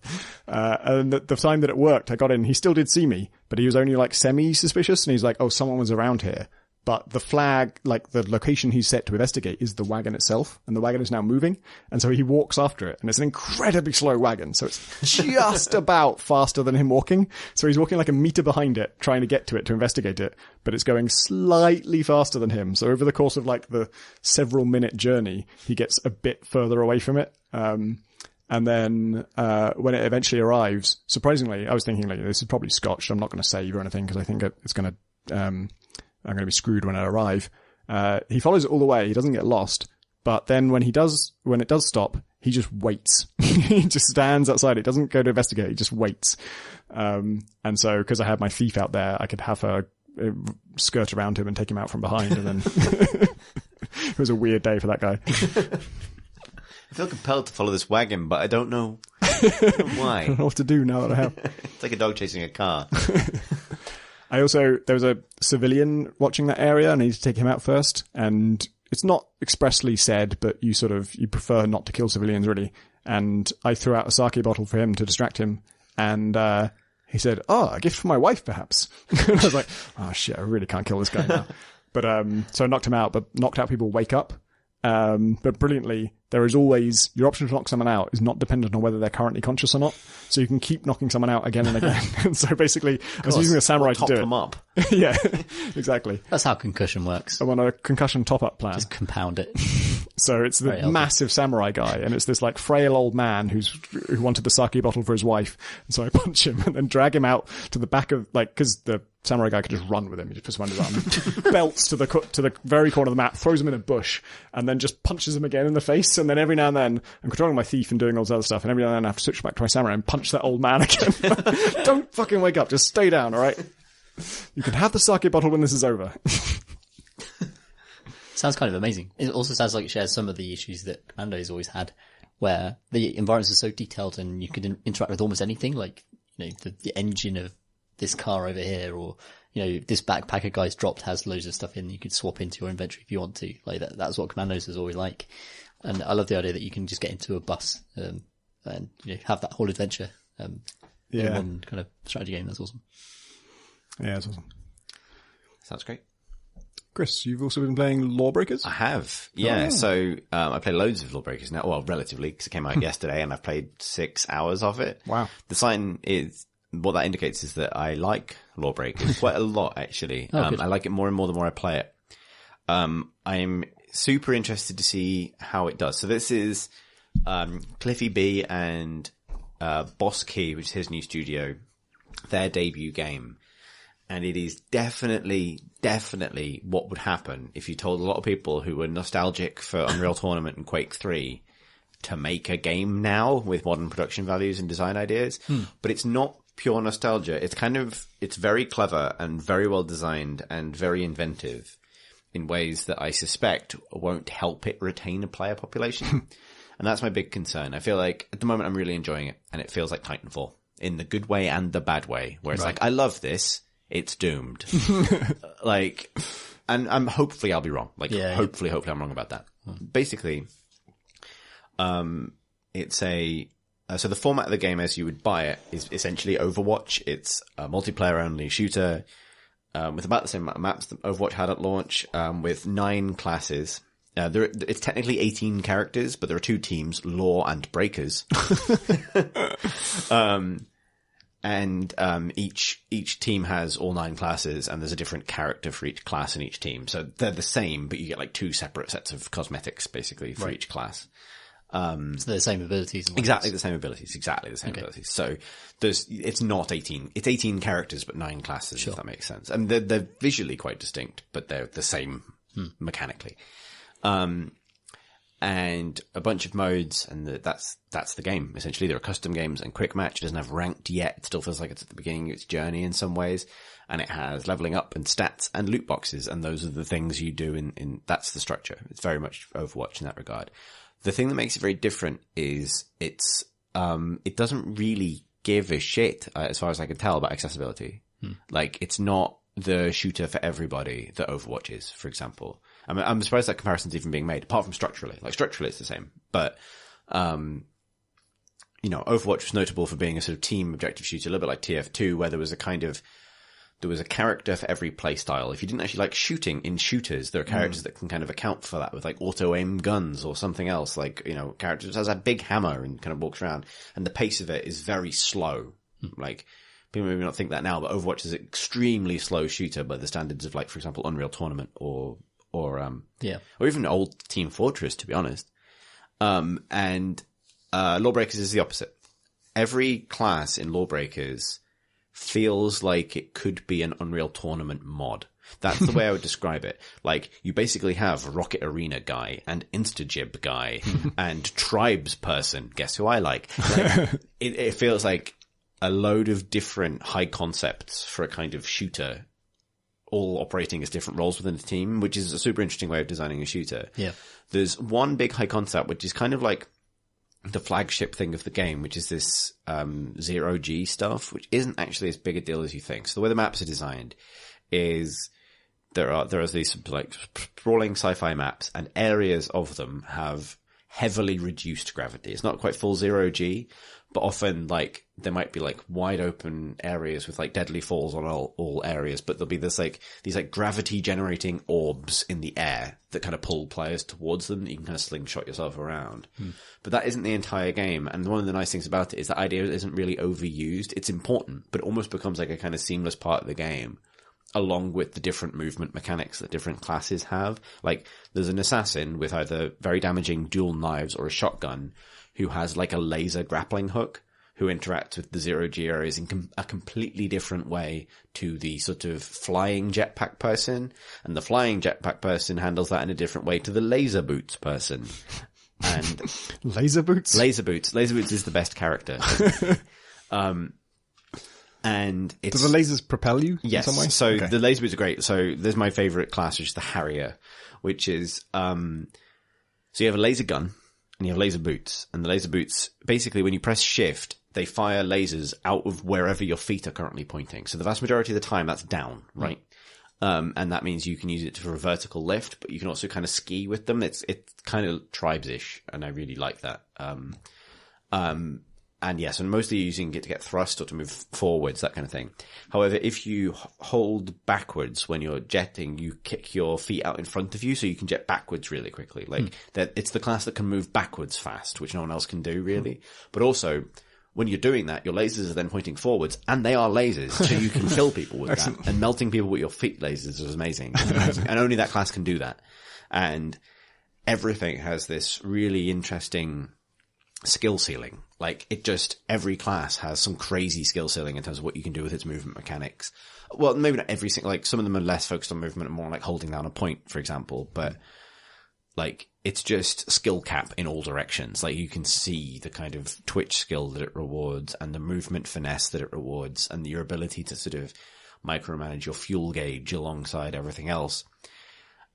So at that level, it's a very intensely complicated shooter. Like, when I first played it, I was very intimidated by it because really nothing in it works quite like you'd expect. Like, the roles don't quite, like, there are tanks and healers and damage and stuff, but they're also different to each other, that you can't transfer knowledge from other games. You have to actually learn them. And there is like a practice map, and there's an embedded YouTube video for every class in the game that will explain all of this stuff. And there was a point where I started playing and was completely overwhelmed and realized I need to get a cup of coffee and sit down and just watch these videos for a bit just to know what the fuck is going on, because there aren't easy analogs really. Like, the Harrier, who's like the jetpack person, is sort of like a chaser or a kappa from Tribes, but is also kind of a support class because their E ability creates a spawn point for a health and fuel pack, which you can use to create like a static place where your friends can respawn, or sort of can refuel if you're defending. But you can also like throw it at a wall as you're about to run out of fuel, grab it as you go past, which instantly refuels your fuel bar, and use that to sustain boosts and jumps that aren't possible in other contexts. Like, it's nuts. It's that. Yeah. That's the game that this is. And that's one class. Like, the medic is also kind of a demo man. Like, the DPS characters all do different things in different ways, from each other. So there are different areas where different damage classes are suitable and not. Managing those classes in zero-G is very different from managing them on the ground. And you have to be able to do both, and you have to be able to transition between both and also anticipate your opponent transitioning between both. There's loads of depth to it. And then the other side of it is that none of the modes work exactly like you'd expect. And they're all like revivals of things that have completely gone out of favor in shooter design. Like, there's no payload modes and there's no team deathmatch. It's all basically CTF variants, but like really, with one, CTF or, point control, or like King of the Hill. So super old school archetypes for these kinds of things. But none of them have been left alone. All of them have been tweaked in some way, in ways that are actually super cool, even though they're all variants on the same idea. But that means that when you first get into it, nothing makes any sense, because nothing works like you fully expect it to, really. Like, everything has its own logic or its own internal rules, and all of it's really cleverly done.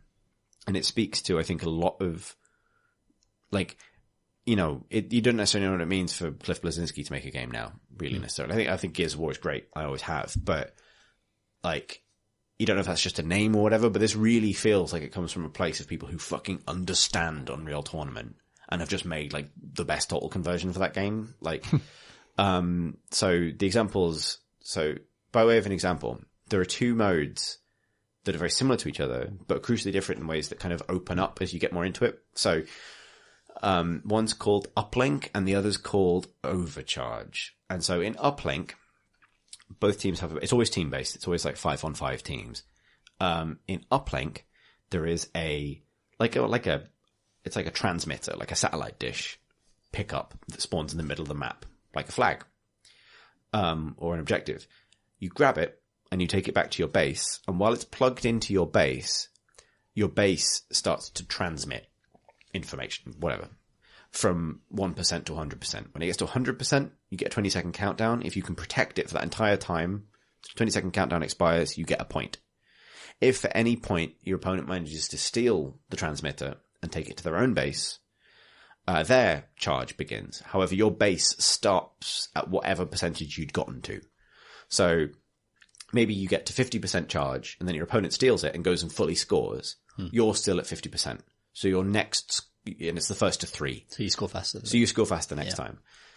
Overcharge is basically the same idea, but inverted. So there's a battery in the middle of the map, and you take the battery to your base to charge the battery. And the battery charges, and then when the battery reaches 100% charge, there's a 20-second scoring period, at which point you score, and it's first to 3. However, in that mode, the battery holds the charge, not the base.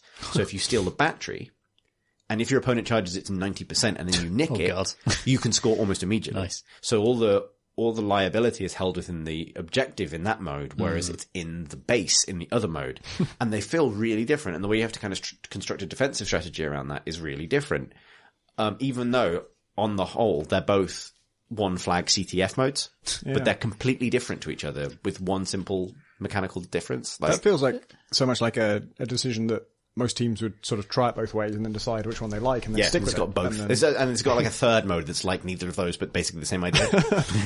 Like, maybe this is it. Maybe, like, you know, so many developers have watched modes live and die, and, you know, a lot of Valve's favourite maps in TF2 just died as soon as the game was released. Maybe that's the thing to do, is just to put all these modes out there and see what the audience actually gets into and latches onto, and then ditch the rest. Yeah, and there's like, the mode there's also like that's called Blitzball, which is like there's a ball in the middle and you got to get it to a goal in the opponent's base. So the difference there, you get it to your opponent's base, which is obviously a strategic difference.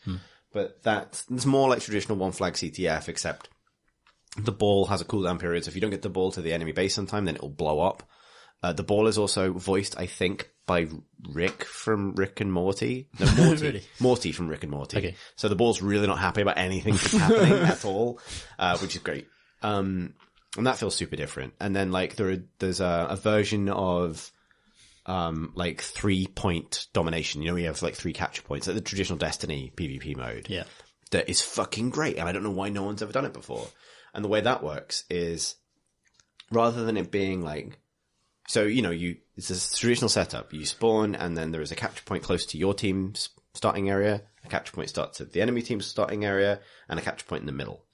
And top level, it's the same. Holding 2 points gets you points faster than your opponent, and the first to a score cap wins. However, it works completely differently because it's a race. So basically, it's hard to explain, and this is why the game takes a while to click, I think.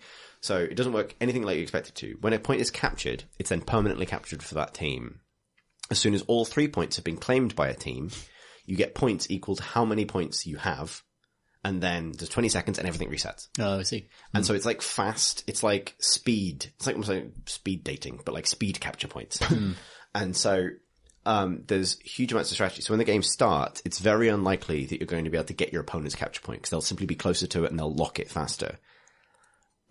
So at the start, the race there's a trade-off. Do you get your own point and fight for the middle in the hopes that you can then maintain those two?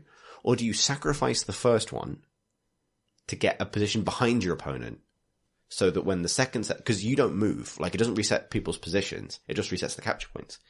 So if you start off with one team on one side of the map and the other team on the other side of the map, and then it's a race for the 3 points. The second race for the 3 points begins wherever the fuck people are at the beginning of that race. Yeah. And it's a completely different set of strategic you could let considerations. the opposition cap, but then be in a position to Yeah. cap harder. You can cap. So like a really good way is like, say your opponent goes all in on capturing the middle in the first round. Right. Fucking let them and then get yours and theirs in the second round, or just hold those two and they're in the middle of the map and they kind of then have to pick a direction to go in, at which point you can kind of flow around them and it's, But you're looking for that. You've got to grab that middle point, right, to actually cash in on that. no, because you basically, so it's first to 16. So as long as you're getting 2 of them, you're always ahead. And it doesn't matter which 2. But never hold 3. But you can get all 3. Well, getting all 3 is hard. You're not going to hold all 3 though. You're probably not going to hold all 3. You probably should commit to 2 because that's enough to get and maintain an advantage. But that's super interesting. Yeah, like, it's if cool. you're interesting in like, so that on top of the inherent complexity of the classes and the skill cap there is like where this game exists. This does. I see why you refer to this as like UT, like the best UT Total Look version. Because I remember like Unreal Tournament had that Joust map where it was CTF, but you started in the enemy base. So you capped their flag immediately, or you took their flag immediately, but you still had to get it to your base, which was their base. And it was also Instagib, or at least I played it with Instagib. And so it was just like one long corridor where you kill each other in one hit, and all you've got to do is get to the other end. And that's the kind of remix that this sounds like. Yeah. Also, it's extremely lethal. Like, you die fucking quickly. Okay. And everyone has ults. So, like, you get, and so... Do you respawn quickly or? Yeah, it's like 3 or 4 seconds. Like, okay. It's Well, I'm kind of fine with that. yeah, it's like, it's just hard. It's just super hardcore, basically. Like, Right. it's like there's, were it not for the modern presentation and the loot boxes and things, it would feel very old school. It's funny. It's packed with like, its sense of humor and its voice acting and stuff is a little bit lame in the way that these kinds of like 90s inspired shooters tend to be. I actually quite like its character designs. I think they're quite kind of distinct. Like, it feels like this game and not anything else. But like, it's got like, its achievements have loads of references to things like Austin Powers, and I was kind of thinking about it, like, does the shooter, were like, were elements of this shooter audience born then? That was a while ago. Yeah, like, it does feel like, I described it on Twitter today as like Clifford's retirement home for 90s FPS players, and it does feel like that. Like, I genuinely really, really like it, and it does everything I want a shooter to do in terms of skill cap and cool moments of plays. And like, I mean, I must have said on the pod, like, for me, multiplayer shooters stopped being as exciting as they ever could be as soon as Capture the Flag stopped being the thing that people do in these games. Like, Capture the Flag is the best. CTF's awesome, yeah. Is the best thing. And this is a game with like 3 different versions of CTF in it. There's a beautiful window where Titanfall 1 had CTF, and I think they tried to take it out and then had to put it back. Yeah. But it was fucking great, so good, especially with robots. Yeah, it's the best. It creates so many moments of drama, and like, this is the great thing about Lawbreakers, I think, is that, both of those different variants I mentioned, the stealing, the one where your base charges up when the flag is there, and the one where the flag charges up when the flag is there, both create different moments of drama. Like, stealing a fully charged battery at the moment when it's ready and capping that to win a game feels great. Similarly, knowing that your opponent's base is fully charged and they just need to basically touch it with the transmitter to score changes the dynamic of that chase, even though it's fundamentally the same kinds of things, like chasing flag cappers and stuff that I've always been doing in Tribes. Like, I genuinely do like it. I do have concerns about its longevity because there isn't a lot to it at the moment other than that. And that's plenty of game if that's what you want, but that's what it is. So TF2 had CTF, and it kind of, it was always a bit secondary, and it also fell further and further out of popularity, to the point that, 2 Fort will always be around, but I feel like in the latter days of TF2, I never played a CTF map really. It was always Control Point or the other things. And the problem in that game was that they had given you so many good ways to entrench that when there is literally only one place you have to defend, it's too easy to just properly defend it and make it basically impenetrable. I remember the Wild West, like very early days of TF2, when a scout could go on the rooftops between 2 fort, Yeah. and could be successful pretty much 50% of the time. Like, it felt like a proper gamble, really exciting. Yeah. So people learned all the engineer spots and all the turret spots and stuff. I think that's the thing is Lawbreakers has defensive potential, defensive classes. The verticality of almost all the classes means that defending is hard. Like, Is there like a turret class? No. Okay, that's good. Hooray! There's a robot that can create a wall, like throw up a force field wall to block a doorway, but it's on a cooldown and it's a super strategic thing because it's like it also blocks your own friendly projectiles and things. Like the medic class's ultimate creates like a dome shield, but that can completely screw up your own team because it blocks projectiles coming in and out. Sure. So if rest of your team's relied on like long range DPS and you throw up a bubble around the enemy team, then you've just saved them, basically. What are you doing, Baz? Yeah. And so, yeah, it's very heavily weighted towards offense, which creates it more exciting, but also, something that I was playing it this afternoon with, friend of the pod, Owen Hill, Owen Jones now, actually, and we sort of noticed that, like, one of the interesting things about it, from a design point of view, is most modern team shooters, Overwatch being the perfect example, are extremely slow to show relatively extremely slow to show the impact of for example, a successful team fight or a pick-off kill or something like that in the momentum of the game or your progress towards an objective. So you wipe the enemy team, that's great. What that translates to practically is like you move the payload 8% further before they show up again to defend it.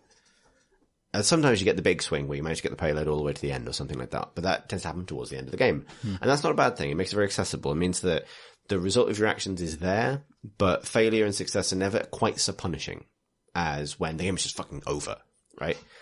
If you know what you're doing, the maps in Lawbreakers aren't massive, and if you know what you're doing with the movement system, you can get a dropped flag from your opponent's base to your own in like 4.5 seconds if you can move fast enough. It's that tribes thing of like, okay, I know how to chain together my boosts and jumps and slides and grapples and whatever. I'm just gone.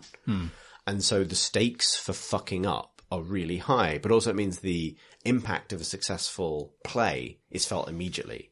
Like, things just change and you can see it get swept away from you. Like, you're like, yeah, we're charging the battery. It's at 100%. We've got 5 seconds left on the countdown. Fuck, they've got it. Oh, fuck, it's gone. Oh, fuck, it's in their base. Fuck, they've just scored. And it's just like that. Yeah. And it's because you weren't on it for a second.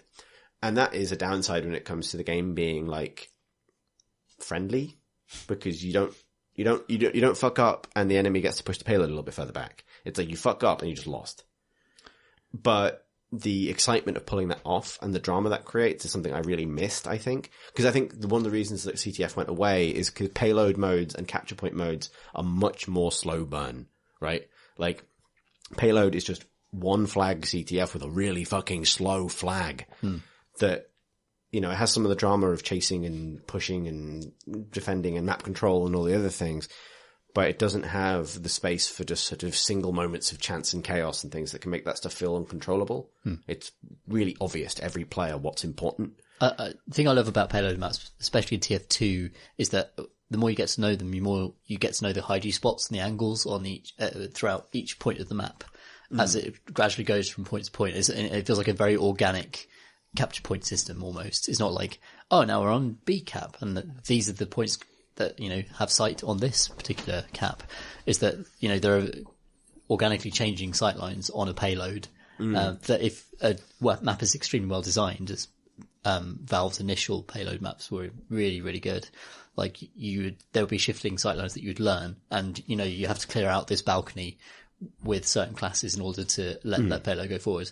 And I think the payload there's lots to be recommended for that, but I'm really excited by the idea of bringing back that kind of high lethality shooter. And my worry for Lawbreakers is that, even visually, it's fallen into, it's like the Dota card game thing, right? Everyone's going to look at that and think it's just a bandwagoning Overwatch clone. And that's the thing they have to go kind of try and escape from and try and appeal to the people who used to love those games, try and get them in.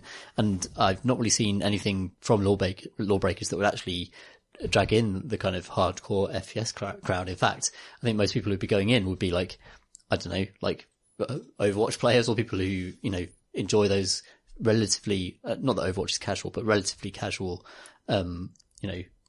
team shooters who go into this thing and just get messed up. Yeah. I mean, how do you present it? I don't know. I think they're trying their best. Like, I think I've seen, like, all the adverts I've seen for it have stressed, like, the skill cap and stuff. I think the other side of it, actually, and it is just a difference, like, both games absolutely can and should exist. It's just nice to have this back. Sure. Is Lawbreakers doesn't have a front line. I think that's the thing that a payload creates. Is like a clear front line. Like, and the best definition of that in Overwatch, the clearest visual representation of it is like Reinhardt's shield. Yeah. Like, Overwatch is traditionally like a game around, well, at the level most people play it at, a game around two competing Reinhardts, right? And their friends. And so the trade of battle across a relatively clear and consistent front line with some characters that can subvert that a little bit, but never a lot. Whereas, because the center of every Lawbreakers map is usually the 0G area, so it's usually like a central 0G bubble with like normal G, 1G, Earth G. Yeah, 1G. 1G, corridors and bases and things surrounding that. It means that literally the point in the map where the front line would traditionally be is fucking chaos, where everything is happening in like 360 degrees in every dimension, which is a direct rejection of that form of like corridors and roads and lane based shooter design. And it's great to have both. It's great to have that mode where it's like bases you can understand and you're standing on the floor. Everywhere else, and also everyone's got a jetpack, so no one's on the floor anyway, but like, but everywhere else is just this kind of mad scramble where your ability to manipulate your character in low gravity, to land skill shots at range and at close up, and to manipulate your abilities properly is all that matters. That's really interesting tension. I think it's fundamentally less readable than that battle of frontlines. I think it's less accessible as a consequence, and I think that will hurt it, even though, I don't know, it's super interesting. I'm super glad that they made it. It's is it doomed? Did it come out yesterday? Yeah. That was its full release? Yeah. How? I didn't hear anything about it, I have to say. And I have heard a lot about it over development. I've heard a lot, I've been aware of this, I've watched trailers, and it's been on my radar, and I didn't know it came out yesterday. Yeah, this is what's weird about it, is it came out yesterday, and it's had a beta, and some positive buzz about it. But, like, I wasn't even sure if I was supposed to be talking about it, because I'm reviewing it. And I was like, is it embargoed? No one's talking about it. Is it weird? Like, I wanted to post a GIF, and it's fine. It's out. It's just, it's like, it's been very quiet. What were you going to ask, Tom? I was going to ask him how readable actual combat is in terms of, I mean, I think I loved UT4 especially, and I think a lot of its weapons were incredibly readable, especially its rocket launchers and that kind of thing. And I wondered how, like, splitting that over a series of classes with lots of different innate loadouts actually complicated that. So each class has one or two weapons, and that's the only weapon that class has. There is no upgrades, loadouts, anything for classes at all. Right. You get, every kind of cosmetic upgrade you can think of, but progress means absolutely nothing for your in-game power set whatsoever. So you can learn the sound of a weapon or the sight of a weapon. And they've done a decent amount of work to visually differentiate. It's specifically the weapons, because obviously the visual design of the characters is slightly different team by team. Yeah. With obviously similarities, but the weapons are the thing that really defines them, and movement styles. So the moment you see a grapple, you know exactly what class that is. And the way they stand. So, because there's basically like 3 variants on the kind of flanking assassin. There's a 2 guns guy who has a submachine gun on one hand and like a hand cannon in the other. There's a 2 knives lady who can switch to a shotgun, but she's the one with the grapple, so it's kind of obvious when she's moving around. And then the 2 guns guy can teleport, which no one else can. And there's a guy with a knife and a gun who holds something that's kind of like crossed over way, which is slightly harder to pick up initially, but you do figure it out basically very quickly. Like the minigun lady is kind of the flag chaser. She has a jetpack, but it propels her like a plane, whereas the other kind of jetpack characters tend to go directly upwards. So she kind of like goes forwards. Right. And you just figure this stuff out. Like, for some reason, this is triggering a memory of the book title, The 7 People You'll Meet in Heaven. It's like, jetpack 2 lady. guns guy, 2 knives lady, gun and knife guy. It's interesting. Like, so yeah, I think it's a game. When I started playing it, I was like, I don't know what the fuck is going on. And now 6 hours in, I really like it and basically just want to play it all the time. I think every aspect of it has that. Like, all of the modes take a little while to twig why they're different. All of the classes take a while to twig why they're different. And then learning, oh, this guy's good at this range. Because you die very quickly. So sometimes you just get, like, a lot of like the melee stuff is like insta-kill on a lot of the lighter or medium classes. Yeah. So sometimes just someone fucking just flies out of nowhere and you explode in a pile of gibs. And you're like, well, what do I learn from that? But you do kind of learn, and that's the benefit of time and experience. Like, it's not unfair. It's just like, so I'll give you an example. The class I love, the Harrier, has a laser rifle, which is very, very long range, kind of like beam. You hold down the mouse button, fires a continuous beam. So it's not going to kill anyone instantly. But it's quite good with sustained fire. You can kind of, a big, deep clip. Its alt fires like a kind of one-shot dart that is like a skill shot, like pretty long ranged. It does some damage, but it tags an opponent so they take more damage from all sources. So in a duel, your way to beat someone who maybe has better burst fire than you do, because they've got like a shotgun or a damaging melee weapon, is to tag them first and then kite them so that you can keep applying damage with your laser rifle. And that's where the laser shoes come in, because you can obviously jet yourself up and around them, but you can also jet backwards, which means that you're shooting at them, but you're also lasering them with your feet.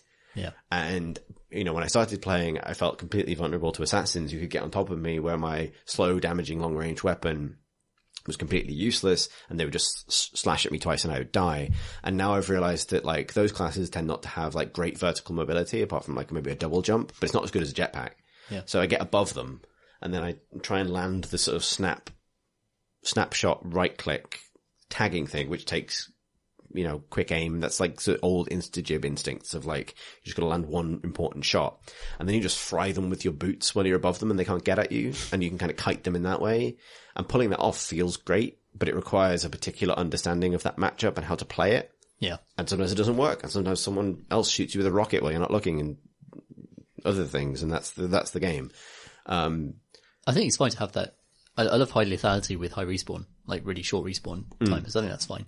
Like, I get cross when I get sniped in Battlefield. Yeah. And then There are no snipers. I have to run for 3 minutes to get back anywhere near the fight, and I'm completely displaced from my teammates. That's why I hate about shooters. But I don't mind arena shooters being fast respawn of high lethality. Yeah, that's the interesting thing about it, actually, thinking about it. There are no turrets and there are no sniper rifles, which is an interesting pair of things to remove from games, excellent right? removals. It has the Quake rocket launcher, and it has the Quake lightning gun, and it has miniguns and assault rifles and pistols and hand cannons and melee weapons, but it doesn't really have anything that allows you to kind of, like, that encourages you to stay still. Like, the one class in the game that can hold down a point with, like, heavy armor and deployable shield and stuff only has a shotgun. So if you want to hold down a point and be useful, you kind of have to be mobile. And that's the trade-off. Yeah, it's a well-designed game. Yeah, sounds awesome. I hope people play it and like it if that's the kind of thing they're into. Because at the moment, the final thing I'd say about it, at the moment, the player population is sufficient that you get a game instantly. What I would say is matchmaking feels very inconsistent, in that I have been in, so balanced games feel amazing, and they're very, very close, and all of those amazingly well-designed objectives play to the game's strengths, and it can feel very tense, and you can turn around games at the last minute and all the good stuff. When a game is one-sided, either based on skill or because of levers, because at the moment there isn't really a great penalty for people abandoning matches, and they do, it can be a total fucking stomp. And it can feel very one-sided. And I don't know if the game necessarily has, in the first case, like, I don't know how strong the matchmaking is. Hopefully it'll improve over time. And obviously, early days of a game, there are a lot of new players coming in. There's going to be a lot of people with different experience levels. And you learn so much so quickly that there's a big difference between have played for 2 hours and haven't played at all. The other side of it is that there's no, like, what was I going to say? Because there's no punishment for leaving, there's a sort of a chance element with your teammates that could feel very unsatisfactory. And that applies more broadly because it's a game where the presence of a healer can make a big difference. This is the old Overwatch problem when everyone just wants to play the cool ninja man, games can feel completely unwinnable in a way that isn't a lot of fun. It feels a lot less class dependent than Overwatch does, for example. You can easily win without a traditional healer. I feel like it's odd there's a healer in that mix if it is that high lethality arena game. Yeah, the healer is super good, but not as essential as like a Mercy. Like there's only one, really. There are two classes that can heal. One of them is the one I play, and it does it in a very non-traditional way. There's only one traditional, like, I can heal you class. Yeah. And even then, they're on the sort of Zenyatta end of the healer design, where it's like healing is something they do sort of as a sideshow for the fact that they also own a grenade launcher. Yeah.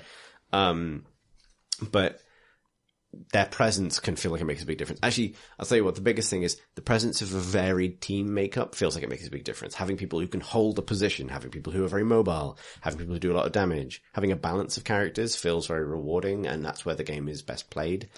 What happens is, because as ever, the internet men gravitate towards the cool ninjas and the dual-wielding gun guys, you end up with kind of like League of Hanzos, where nothing can happen because everybody is trying to be the fucking cool ninja man all the time, and that's a problem. I don't know how you get around that.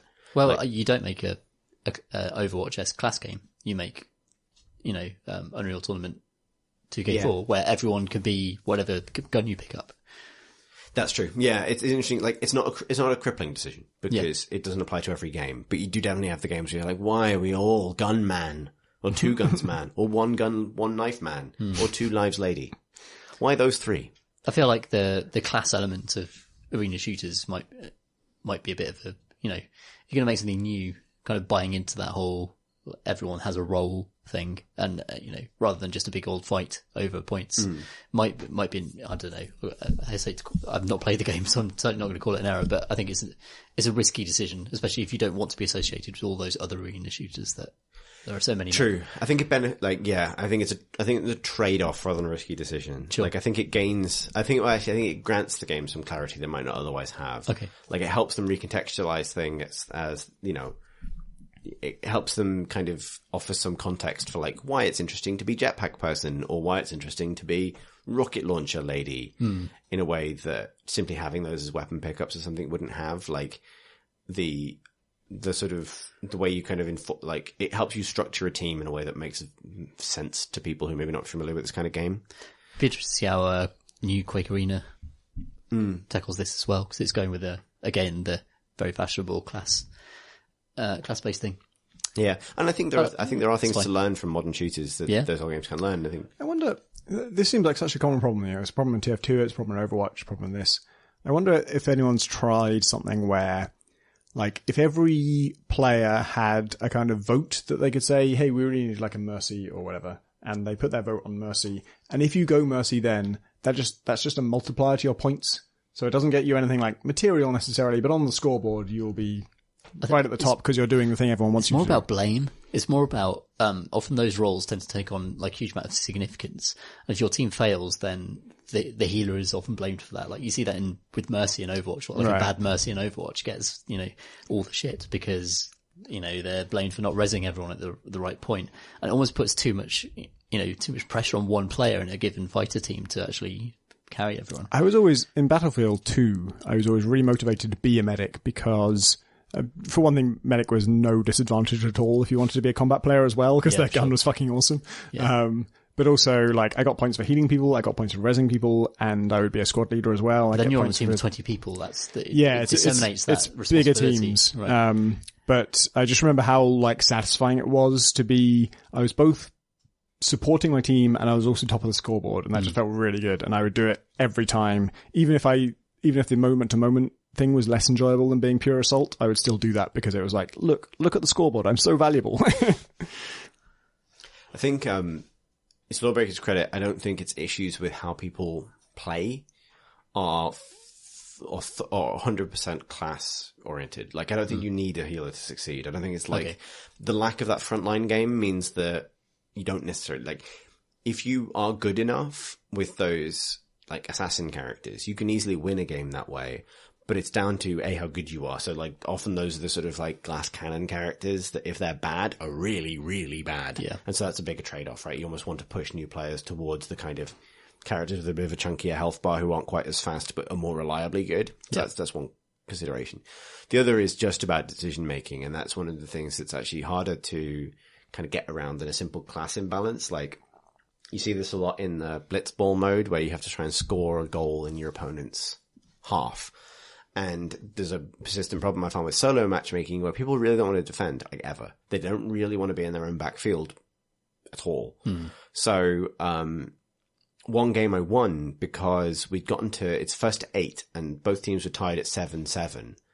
And it was just a fucking crapshoot because everyone was scoring. It got that point so quickly because as soon as someone got the ball, they would score because no one was defending. So there was this constant battle over the ball, but no one was able to chase and no one was there to receive an incoming capper and stop them from capping.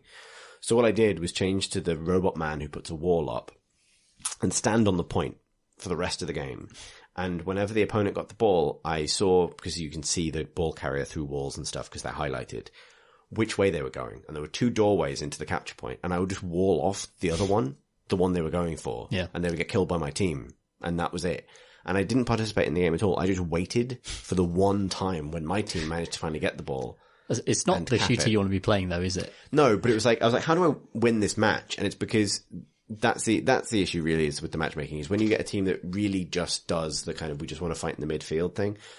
Some of the modes are more winnable than others, but also the way you have to play to kind of adapt to that is sometimes more satisfying than others. Like some of the modes suit chaos where everyone's just fighting, chasing kills and no one gives a shit about the objective. But some of the modes don't, and that's not necessarily a consistently enjoyable experience. Like trying to play, there's a mode where there's a single capture point that moves around the map and you get points by being the team that owns it. And so sometimes it's going to be in your opponent's half, sometimes it's going to be in your half, but you've just got to try and hold it for more of that time regardless. And you just get a lot of teammates who just don't give a shit. They just don't care about the point. And so you lose and there's nothing you can do. And it's nothing to do with what characters they're playing or the presence of healers or anything like that. It's just the random chance of matchmaking and decision making and how fun it is to be on a team when people don't necessarily want to play the same game that you do. And I don't know if any team game can get around that really. Well, yeah, exactly. This is why, Team Deathmatch does, because you've seen it in its kill, right? And that's why Deathmatch has existed. And maybe it should have it. Maybe, yeah. But who knows? I'm interested to see how it evolves. Like, as the game's ranked and things like that. When it comes to actually talking about like silhouettes and archetypes and stuff, just to backtrack way back to the Dota discussion, several hours ago now, I think that cosmetics have made the game incredibly hard to read, even as someone who's been watching the game for a couple of years now. Particularly because it changes the way abilities look and sound. That's the main thing, is like abilities I'm used to looking and sounding a certain way are now completely different. And lots of heroes in Dota 2 which have like a low crouch profile look identical if they all have like Arcana or just crazy ass items on them. Like a little Scarab Beetle who is glittering looks the same to me as like the fucking what's his name, the werewolf guy, Lycan, who has like a glittering Arcana. Like it's really hard to tell them apart. Like they've started to break like the color code they'd assigned themselves and things, so they're adding red and gold to characters that didn't previously have red and gold and that kind of thing. I find the game much harder to read because of that simple change actually. So the other day I had a stress stream where I was hired by Valve to come up with a new form of cosmetic for Dota because they needed a new thing they could add to characters to kind of visually or differentiate them. And I came up with the idea of doing custom auto attack sound effect packs. So every character would sound different if you added a sound pack to them, which resulted in characters that would previously hit with like a sword sound effect, hitting with like a kind of hoarse cloppy noise. And that was my job. And I had solved. Good job. And you have dozens of people, dozens of people rolling their desks into the sound effects manufacturing studio where you create increasingly zany for like last hit sounds for Dota heroes. And that's the kind of dream you have when you don't go to the international. Shall we do questions? Yeah. From questions. Why are we doing it in this voice? I don't know. Metal Gear. We're all hiding in bushes. Exposition voice. I don't know why that's my like David Hayter Solid Snake association. I miss voice. David Hayter. Oh, He me should come too. back to games. For some reason, I think the phrase "lalu lele lo" all the time, despite not having played those Metal Gear games in forever. Anyway, that's a fact no one asked for. Speaking of facts people did ask for, it's time for questions. Duncan writes, "Why doesn't every game have gliders?" Excellent question. They should. Some games are 4X strategy games. Nonetheless. Yeah, any open world game where you can get some height should also give you a satisfying and fun way to get rid of that height, to squander that height. Zelda, Great Glider. Yep. My Switch is... Just Cause is obviously great at My this. Switch is coming on Monday. I've got Mario Kart, I've got Zelda, they're on my mantelpiece, but with no Switch to play with them. Oh, you're in for a treat. I can't You're in for a Zelda treat. I found a boxes. massive horse in Zelda. Sorry, that was a non sequitur, but it's true. I was thinking either this is in Zelda or Mario Kart, and it took me too long to figure out which one it would be. Zelda. You're lovely. The boxes for Switch games are tiny, and then you open them, and the thing itself is like 1% of that tiny size. I thought, like, if I inhale this, could I be Zelda? Reasonable question. Every 7-year-old ever. That's a new warning they'll have to put on the box now. Yeah, because they had to put something up to say don't eat them, right? They always have to do that, yeah. Yeah, they put some kind of, I don't want to say poison. They put some kind of distasteful substance on them. Apparently so. Hang on, wasn't that another one of these myths? Oh, was it a myth? I thought that was one, again, I saw a story about it. Speaking of things that become prime content, but then go away very quickly. There was a big thing about games journalists, like, tentatively, like, tasting Switch cartridges Yeah. for a while. And it felt like everyone seemed to agree that they tasted gross, but that felt like it could have been just a mass hallucination. Like, confirmation it wouldn't bias. surprise me, Or even the if there was plastic nothing put on it. Just does taste. Yeah. Yeah, it doesn't taste like, wow, It tastes like Mario. I'll have another one. That's so Moorish. It tastes like Nintendo candy floss, as I expected. Anyway, question. What was the question? Tastes like the wild. Why don't every game have gliders? Oh, Also, well, why there's should no you stop reason at all. eating Switch games? Yes. I'm going to lick my Breath of the Wild cartridge and ruin it before I even had a chance to put it in my Switch. That's why I got Tense pause there. That's why I got the digital version downloaded I see. straight to the Switch. Just well, partly because I had the opposite problem where the Switch was in stock, but all of the games are out of stock. Oh. But also just to save myself the temptation, because you can't eat. You could try and eat the controllers, but that's not going to be easy. They don't eat any of it. Is the best. It looks It's so the best delicious. answer. But yeah, the whole thing's super chewable. Man, it's good being a dog. The gliders, they're good in the right game. If you need to fall off something, gliders. Best gliders. Far Cry's got great gliders. Yep. Just Cause wingsuit. Oh, yeah. Just Cause 3's wingsuit. Top glider variant. Like it. Yep. Good. Why don't all games have them?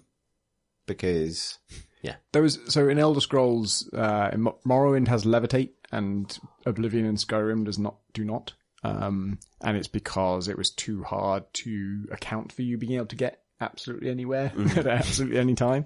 So they do things in Skyrim where like the exit to a dungeon is higher up than the entrance and they know you can't get to it. Yeah. Yeah, boring. But you can jump off it. Yeah, to be honest, gliders don't conflict with that. You know, No, you that's can true. still have a glider as long as you can only get to places that are lower than you. That's reasonably controlled. Exactly. No excuses. Gliders. Next question comes from Ben, who writes, as someone who has only just got a gaming-worthy PC after years on PS4, what are some of the best PC games I've missed from the last 3 years or so? That's a test, gentlemen. Remember anything that's happened for the last 3 years. Well, Dishonored 2. Yay! Just play that. That's good. I mean, it's a good thing we recorded 4 years of a podcast about PC games. You got an easy reference there. Presumably, we talked at some point about the best games to come out during that time. Yeah, did we? Downside to the structure of this podcast, we don't remember any of it. Listen to our Christmas episodes. They're the ones where we do proper recaps of the year. I can't remember what on earth we called our Christmas episodes. We didn't give them any specific names. So the last 2 are on YouTube as full videos with people and that, Yeah. which you can watch. Those are pretty comprehensive, actually, I think. probably- Hence them lasting 4 hours. Probably the worst people that's true. We're probably the worst qualified people in the world to ask this question, because I really don't remember. But I definitely know. Yeah, you can. If you went to like our YouTube uploads section, you would see a whole load of videos, one for every podcast. But the ones where you can see us would be the Christmas ones, and there's the ones where we recount our games of the year. Yeah, indeed. Metal Gear Solid 5 springs to mind as like a... But he had a PS4, so he might. maybe he's done it. Yeah, Far Cry Primal. had a PS4. Yeah, But I bet he didn't play it. I kept No- thinking, no I kept fucker thinking played like, Life is Strange, but if you Yeah, it's gone over now. Yeah. Have you played all of Life is Strange yet, Tom? No, I'm not going to say anything about what has happened, but we've just hit the start of episode 4. Okay. So Oh, enormous things have happened. You're on the home stretch. But Yeah. Sweet. It's great. It is great, isn't it? Yeah, I really like it. Was Invisible Ink the last 3 years? Yeah, surely. If it's not, Yeah, then I'm having a time problem. You should play that. It's very good. That is very good. Good. All right, we didn't answer that, but we pointed in the direction of previous versions of ourselves who can help. Our next question's a long one and comes from Nathan, who writes, I'm just rotating myself so I can both read and talk. Dear sturdy wooden shipping container and stout iron pry bar intended as a means to open said container. I've sometimes thought of frequently used conventions in game design as a dialect through which game designers concisely communicate with the player. For example, while in a game, the escape key will open a menu, and while in a menu, escape will take you back out to the game. These conventions, where applicable, are almost always true, because if it ain't broke, don't fix it. But some words in this dialect that game designers use to speak to us veer into the bizarrely specific. Picture this scene. You're playing a video game and you have just defeated a boss. Your celebration is cut short by the sudden realization this boss was a load-bearing boss.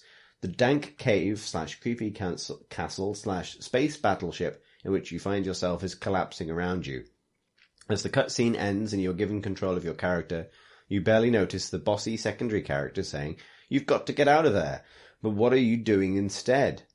You're scanning the edges of the screen for something that was not there before the cutscene. A timer counting down. You know that if there is a timer, it tells you exactly how long you have to reach some magical finish line, or else you will die from a massive explosion and or falling rocks. You also know that if there is no timer, you can safely ignore the bossy secondary character and take your sweet goddamn time, because the only thing that will actually trigger the impending structural collapse is the crossing of that magical finish line, followed by a cutscene of your hero barely making it out alive. Contrary to all common sense, it's actually in your interest to dawdle lest you miss some useful loot. After nearly 3 decades of gaming, I've seen this scenario many times in many games, and every time it is played out as I have described. I'm sure a few exceptions exist. Keep them to yourself. It's such a bizarre shorthand to communicate a specific, complicated concept. If game design conventions are indeed a dialect, then surely this is one of those wacky German 18-word pile-ups. While one could argue that this dialect being robust and expansive allows for efficient communication between the game designer and player, the other side of that coin is that it could create significant barriers to entry for new players. But none of this is a question, as you've noticed, so here you go. Is there anything to be gained from challenging this dialect, or are there simply too many babies in that bathwater? Can you think of any other hilariously specific examples of this dialect? Cheers from the colonies, Nathan.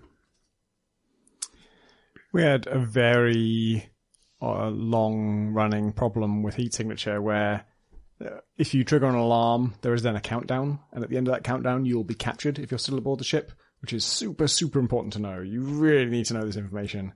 And so we put a very big countdown on screen.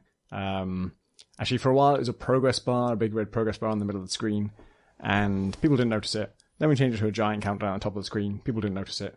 And then we tried so many things, and just still so many people were like, I just got captured, I don't know why. And it's like, I watched them play, and I was like, there's a giant fucking countdown telling you, it wasn't even like implicit.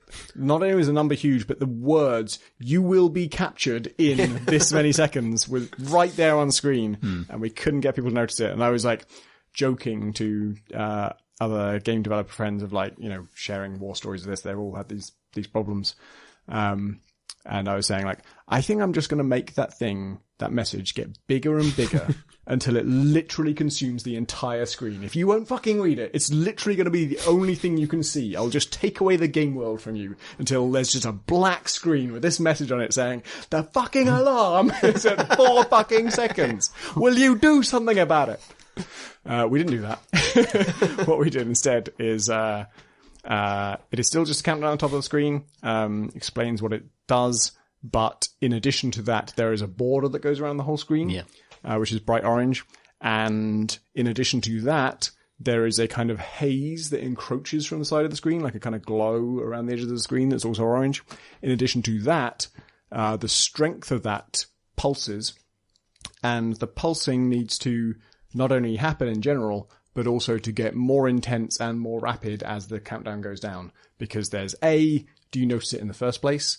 And we make that, as sure as we possibly can that you will notice it. But if you fail to notice it, we need a whole separate other chance for you to notice it when it gets down to like 7 seconds, because that's the time when it's like, if you currently are not in the process of escaping this ship, it's because you haven't noticed this, and so we need to do something even more. And so that's where it's like the border encroaches, to like take up 20% of the screen, and it's throbbing and it's fucking flashing. There's an alarm going off during this as well. And I heard that when it gets to 3 seconds, if you just momentarily sit back from the game, you'll hear outside of your window for wherever you're playing the game the sound of Tom Francis going, "Come on!" Yep. Anyway, it seems to work now. We've actually, not only we no longer get those complaints, but I've had a few people specifically say, "Oh, I really like that it's super clear when there's an alarm going on." Yeah. Yes, it fucking is. I think the question there rightly identifies that it's unusual that people would scan all corners and sides of a screen for a prompt. And in fact, I was playing GTA Online with PC Gaming guys Phil Savage and Samuel Roberts, and we were doing the heist. And one of the heists suddenly introduces a time limit, and it's expressed through a small countdown at the bottom left hand of the screen, in the same font as all the other stuff as you might, presumably do. And it wasn't until halfway through the mission we noticed it. And it was a 6-minute countdown, and we play games like every day, and we still didn't notice it. And perhaps, don't underestimate the fact that people are concentrating on the action in the middle of the screen rather than actually reading the outer screen all the time. Well, I guess the point there is that, like, in both cases, the information was being introduced to an environment where you felt like you knew all of the rules and everything that could happen. It's a new thing, which is right? The point of this dialect idea, right? Which is another way of saying kind of received game design wisdom that players absorb and therefore assume, which came up earlier in the Hellblade discussion in a different context, that people kind of assume things work a certain way, and when it doesn't, they're more willing to rush into a game assuming they know how everything works than they are to kind of assume that each new game starts from scratch, because games traditionally don't. And it's a really interesting thing to try and get around. Like, to bring it back to another earlier discussion, I think it's an issue for lawbreakers, because lawbreakers breaks the law, if you will. It does a lot of different things different. Like, it requires you to spend a little bit of time to understand how it's doing CTF differently, and how it's doing DPS and medics and tanks differently. And it requires a 1 rather than a 0 in your willingness to kind of learn something new. And that feels like a genuine barrier to success for games, I think. Like, the ideal is really that something doesn't really require new learning so much as sort of the quick and easy adaptation of existing learning, sort of translated into a new form with immediate results, right? Like, that seems to be the rule. Like, something like PlayerUnknown's Battlegrounds, which is very successful because it builds quality and sustainability and repeatability out of a template that by that point, everybody who was playing survival games or battle royale games on PC already knew inside out. Its success comes out of a very specific vocabulary that's already been established, done well, rather than out of true originality. It's interesting. World of Warcraft is another example of the same thing, which is just the most, it was the point at which the kind of opaque language of EverQuest was made accessible to people, despite its own innovations being relatively subtle on top of predominantly a vocabulary developed by other developers. It feels like the rules of big success in games tend to come from refining existing sort of sets of design assumptions into a consumable form rather than genuine invention. Exposing those in those assumptions and turning them into just instructions, like, this is how this works. Yeah. And that's fine. And you read that and you understand it, which is completely fine. And then it's weird, going back to Hellblade again, like, its combat system, it doesn't tell you anything about it. It just puts you into combat and expects you to kind of figure it out, which, as someone who's played loads of combat games, I loved figuring out, like, what the kind of how combo breaking worked, how, certain moves, like if you do like I won't spoil it, but there are certain moves you can do to like chain combos together that you discover as the combat system emerges. But there's no HUD, there's no messages saying this is your strong attack, this is your weak attack, this is your dodge. You just do it based on your knowledge of other action games, and it feels like that's almost perhaps over reliant on your combat knowledge from other games, perhaps. You can pause and look up the controls and stuff, but it just throws you in there, and I'm getting a better experience than someone who isn't used to these games would be getting from that. To be fair to games, I don't think this is uniquely a game problem. In fact, I think almost all media has this issue that like at the upper end of achievement or like upper end of what's perceived as kind of like artistic success within a medium, the more it's made for people who already understand the kind of inherent vocabulary of that medium. So, you know, the novels that win literary awards are written for people who understand how to read novels that are written to win literary awards, or not to win literary awards, but there's a vocabulary above the vocabulary of those books. The same is true of music, right? The same is, well, of maybe like classical music or jazz or something specifically. I think, or art cinema or anything else where there's a sort of additional layer of kind of formal or structural understanding that you're kind of expected to just have in order to get the most out of something. Like creators creating for people who understand and appreciate the process of creation is not a phenomena that's unique to games. I think it's maybe uniquely widespread in games where mainstream games adopt a lot of logic that would still be completely alien to people who've never played a game at all. I think it matters more because games are instructing you and have you captive in a way that a lot of other media just don't. So when you're expected to complete a task under time limit and that's not communicated because you don't understand the language of the gamer language that, the developer language that has, come about over the last decade, it's not necessarily your fault at all. But you're judged to have failed, like the game tells you. You have failed. You must repeat this again. Yeah. You're not allowed to absorb any more of this medium until you've, learned what the fuck we're talking about. And music never asks you of that. Yeah, that's true. Nor does film or anything else. Yeah, I think this rings a bell as a discussion I've had in the pod before, but yeah, you're right. Like, if you don't understand the novel, it doesn't stop. Right. Like, if you don't fully appreciate some jazz, it doesn't just cease. Yeah, your 8th grade English teacher doesn't materialise and go, "You fucked up that English comprehension task. Read that chapter again until you can answer my riddle 3." Yeah, which is kind of interesting in a way because it means that games kind of instruct in a way that other forms don't. For sure, like yeah. it wouldn't be a good thing, but it would probably get more people into headier forms of literature or music or whatever to have someone stop them and go, "Did you understand everything about this? Because if you didn't, why don't we try that again with a test?" Like, not that wouldn't be off-putting for people. I mean, that would be horrendous, wouldn't it? It would be horrendous. Kind of weird. It'd be awful, but it would also be kind of. But in a way, I don't know. Is there an argument to be made for that? Like, you need to gamify jazz in order to like. What you it's weird though. Graduate to Miles Davis. And, yeah, basically like La La Land, the game.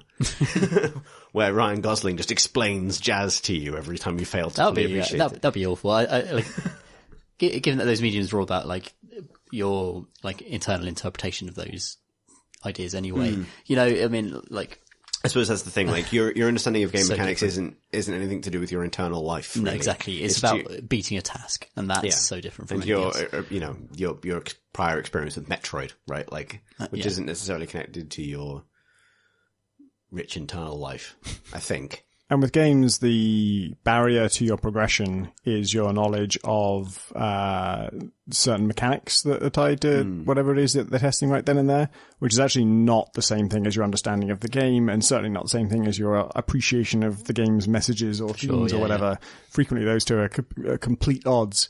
And what I'm finding... Dissonant, you might say. Yes, almost as if the Ludo and the narrative are in some way dissonant. I'm been recently testing a tutorial for Heat Signature, and I'm finding I can explain a mechanic to somebody, have them face them with a challenge where only that mechanic can solve it, they will use that mechanic to solve it, and still at the end of it not know that that mechanic is in the game or that is available to them in any way at all. And I'm just like, oh my god, like you can pass this exam without knowing anything about the thing. Like players just know how to press the buttons to progress, and the gap between that and actually understanding what they just did is huge and really difficult to cross. So this is a totally reconcilable issue. Yep. Okay. Hooray! Next question comes from Damien, who writes, Dear Crocodiles and Cockatoos, good day from Australia. Themed. I purchased my first Souls game in a Steam sale last year. I completed the tutorial boss in a couple of tries and took the path as it swung left down into a ravine. I tried for hours to take out a skeleton half the way down the ravine, which required dozens of successful club swings to take down. I had to avoid every attack aimed at me, as a single blow would take my health pool down to 0. I eventually succeeded, but the thrill of my glorious kill was short-lived. At the bottom of the ravine, there were 3 skeletons. The only thing I knew about Souls games is they were meant to be brutally hard. The thought never crossed my mind that I was on the wrong area, and that I should have taken the path to the right up a narrow and well-camouflaged set of stairs carved into the cliff face, which led to the first bonfire and a much easier set of enemies. My question for you is, how have your preconceptions or misconceptions about a game affected the way you interacted with it? Damien. There's the old story of the person who played Monkey Island 2, and one of the early objectives is to save up like 1,000 gold to charter a boat. But also you can polish someone's peg leg, and every time you do it, he gives you 1 gold.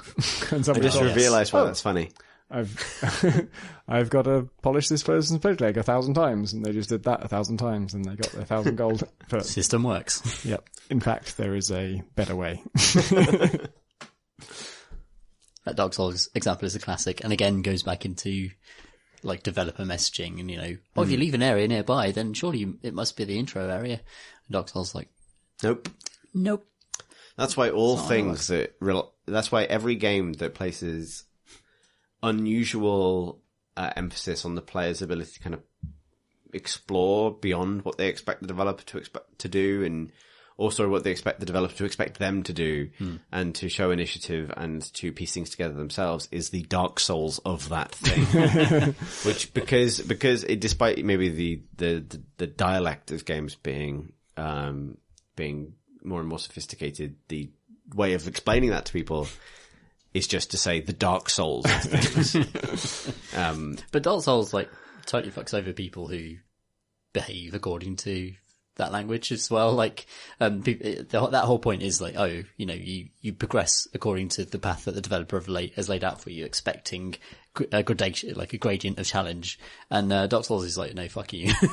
I think to be fair to Dark Souls, it's not unfair about that.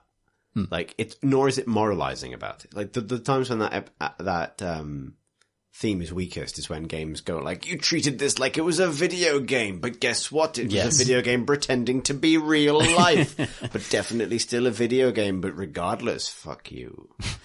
Like that I've certainly got no problem with that trick that Dark Souls plays on people, and it's a very important lesson for the rest of the game. Yeah. It's like, if you don't like this bit, the rest of the game is not for you. Like, it's teaching you an important lesson about how things are going to play out for the next 80 hours of this thing. And indeed for the rest of the series as well. Like, it is. But maybe it's teaching you that every time you find something hard, there's actually an easier version. You should just go and look for that instead. Sometimes there isn't. That's a good point. But then you can go back to those skeletons at the start, kick their asses, which is what you do eventually. Yeah. In fact, Bloodborne's very good about that, actually. It gives you far more fallback points than Dark Souls does. Yeah. And actually it's a little bit more linear at the beginning as well. Like, it doesn't really let you go completely off-piste for a little while. Like, it does, but not straight away. Yeah. I don't think. You can't encounter the most horrendous stuff. No. I think I often get this misconception thing about multiplayer games, particularly like competitive games I'm not into yet, like StarCraft before I got into that, Dota before I got into that, Street Fighter before I got into that. There's definitely a thing that settles around high skill ceiling games for me, where I assume they're completely ungraspable, even from watching competitive stuff, and even sometimes because I'm watching pro play. Like, you kind of assume you could never do it. And actually, no game, I think, is so complicated that you can't grasp sort of the fundamentals of what they would ask of you. But I think, for me, at least traditionally, perceiving games as competitive or perceiving them as, you know, having a skill ceiling that is some way, and almost certainly will be beyond me, means that you can't get into any part of them. And it's been interesting kind of like over the years discovering the bit of StarCraft that I do get, or the bit of Street Fighter that I do get, and so on, and becoming more confident going like, I can get into this, and it's never going to be as intimidating as it seems when it's presented to you either in the form of esports or just by a community that tends to talk about a game in sort of super opaque terms. Yeah. Like, it's a kind of consistent experience over the last couple of years has been slowly seeing through the jargon and the assumptions of players to the actual game. It's like in-group expertise language is a thing outside of games across like professional disciplines. Like so many medical terms, for example, don't need to, you know, they could be far more passable. I mean, I would like doctors to be extremely precise with each other. Like, I genuinely don't really. I agree with that. For sure. Yeah, exactly. I don't want like people to, you know, not dumb down the medical language, but in terms of, you know, that, but you do see like in-group expertise, like languages developing in expert communities, which in a gaming context makes them almost impenetrable when they needn't be. When it's supposed to be an entertainment, there should be like almost like a fucking glossary or something that you need to understand. You know, even, you know, high level Street Fighter concepts. Yeah, we touched on this earlier with the Dota thing with like casters lapsing into the wrong kinds of terminology to kind of introduce things to people, and it's such a small difference. I can hear them trying not to as well. Yeah, they've definitely they've been told. yeah, but they still do. It's like, you know, yeah. And it's just, I mean, because it's what's familiar to them. Yeah. And plus, they have to talk so fast. They have to kind of engage with the action on such like a quick level. They can't really engage their, you know, thinking brain too much. Yeah. Too much. They just have to react, and so it's understandable that they slip back into the language. But I appreciate that they're putting that effort in.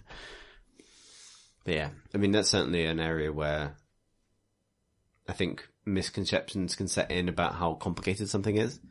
Because as soon as you hear it described in jargon terms, you assume there's a reason for that jargon beyond convenience, that there's some complexity concealed by it. And actually, often there isn't. It's just how to describe something relatively simple to understand. In fact, my medical profession is a stupid example, but actually, like, wargaming is a good example. Especially, like, even in, not to get into Warhammer discussions, but there are loads of terms like, you know, unit weighting and, you know, power, you know. It's intimidating at first, right? Like, I remember, like, the way that is relevant is it's probably the most recent example of getting into something that has its very strict terminology that feels really intimidating at first, and that kind of leads you astray.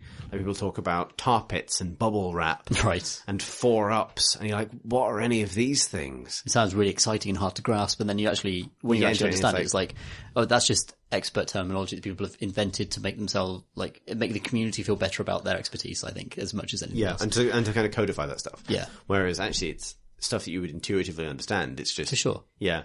Like, that's the kind of endless discussion, but like, jargon has the effect of creating the sense of a distance between what everyone else knows and what you know. But that's kind of why it exists. But it doesn't really mean that at all. Like, most things are graspable. It's just that having that kind of exclusive language makes it feel like it isn't. And that's... Do you think, like, buying into that language is part of becoming that and a sort of elitist club in... You know, I sort of think... I've been thinking about this recently. And the reason for that is... So I just wrote something about Warframe for Eurogamer, which I imagine might be up by the time this podcast goes out, but maybe not. Warframe is an interesting example because, like, I have a pretty high tolerance for nonsense words in games, but Warframe is one of the first games I've hit that really pushes that. Like, it has so much jargon that it's almost impenetrable, despite being not like necessarily a top-down complicated game from a structural point of view. It's an MMO shooter, but it has its own word for everything. Like, even stuff that would be perfectly standard fare, like, I had to look up. So, you know, you don't have elite, and if I said, okay, you have normal enemies and elite enemies, you'd immediately understood what I meant. But suddenly, if I said, okay, well, you've got to kill 10 Eximus enemies, you have no idea what I mean. And all I mean is elite enemies. It's just that there's a different word for that. Right. They use Eximus instead of elite. Apparently, in a previous version of the game, there were leader enemies, and then they renamed them Eximus enemies so they could have their own word for them. And it's completely unnecessary. and it's absolutely obtuse, and it's really off-putting. Like, it's one thing to be looking up a wiki entry for something you don't understand because it's very specific to that game. It's another thing to be looking up a wiki entry because you have no fucking idea what this means, and it's just a basic game concept. Yeah. Like, that's, I think, genuinely a weakness. However, one thing that you observe playing games like that for a long enough time is the chats that happen in old chat. There's a lot of people asking questions and like, what does this mean? And where do I need to go for this? And how do I do this? And that kind of thing creates relationships. I'm not saying that games should be needlessly obtuse because doing so gets people to talk to each other, because that's not going to be consistent. But there is definitely a phenomena where a secret language forms between players of a common game, and that creates a sense of a bond. Like, it forms the basis of fandoms and communities.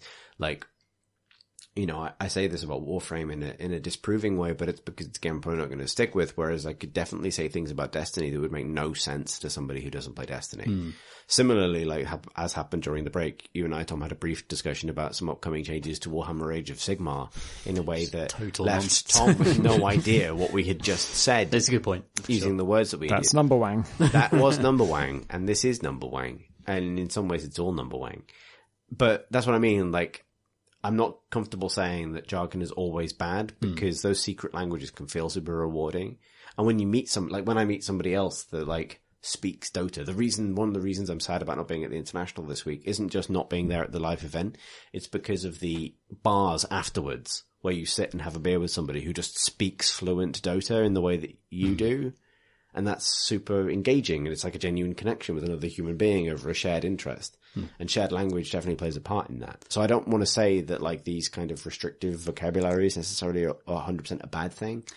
It feels like the Dota vocabulary is stemmed from like a generation from back from like the Warcraft 3 mod, and it has actually grown through the community, whereas it feels like something like the Warframe thing is imposed.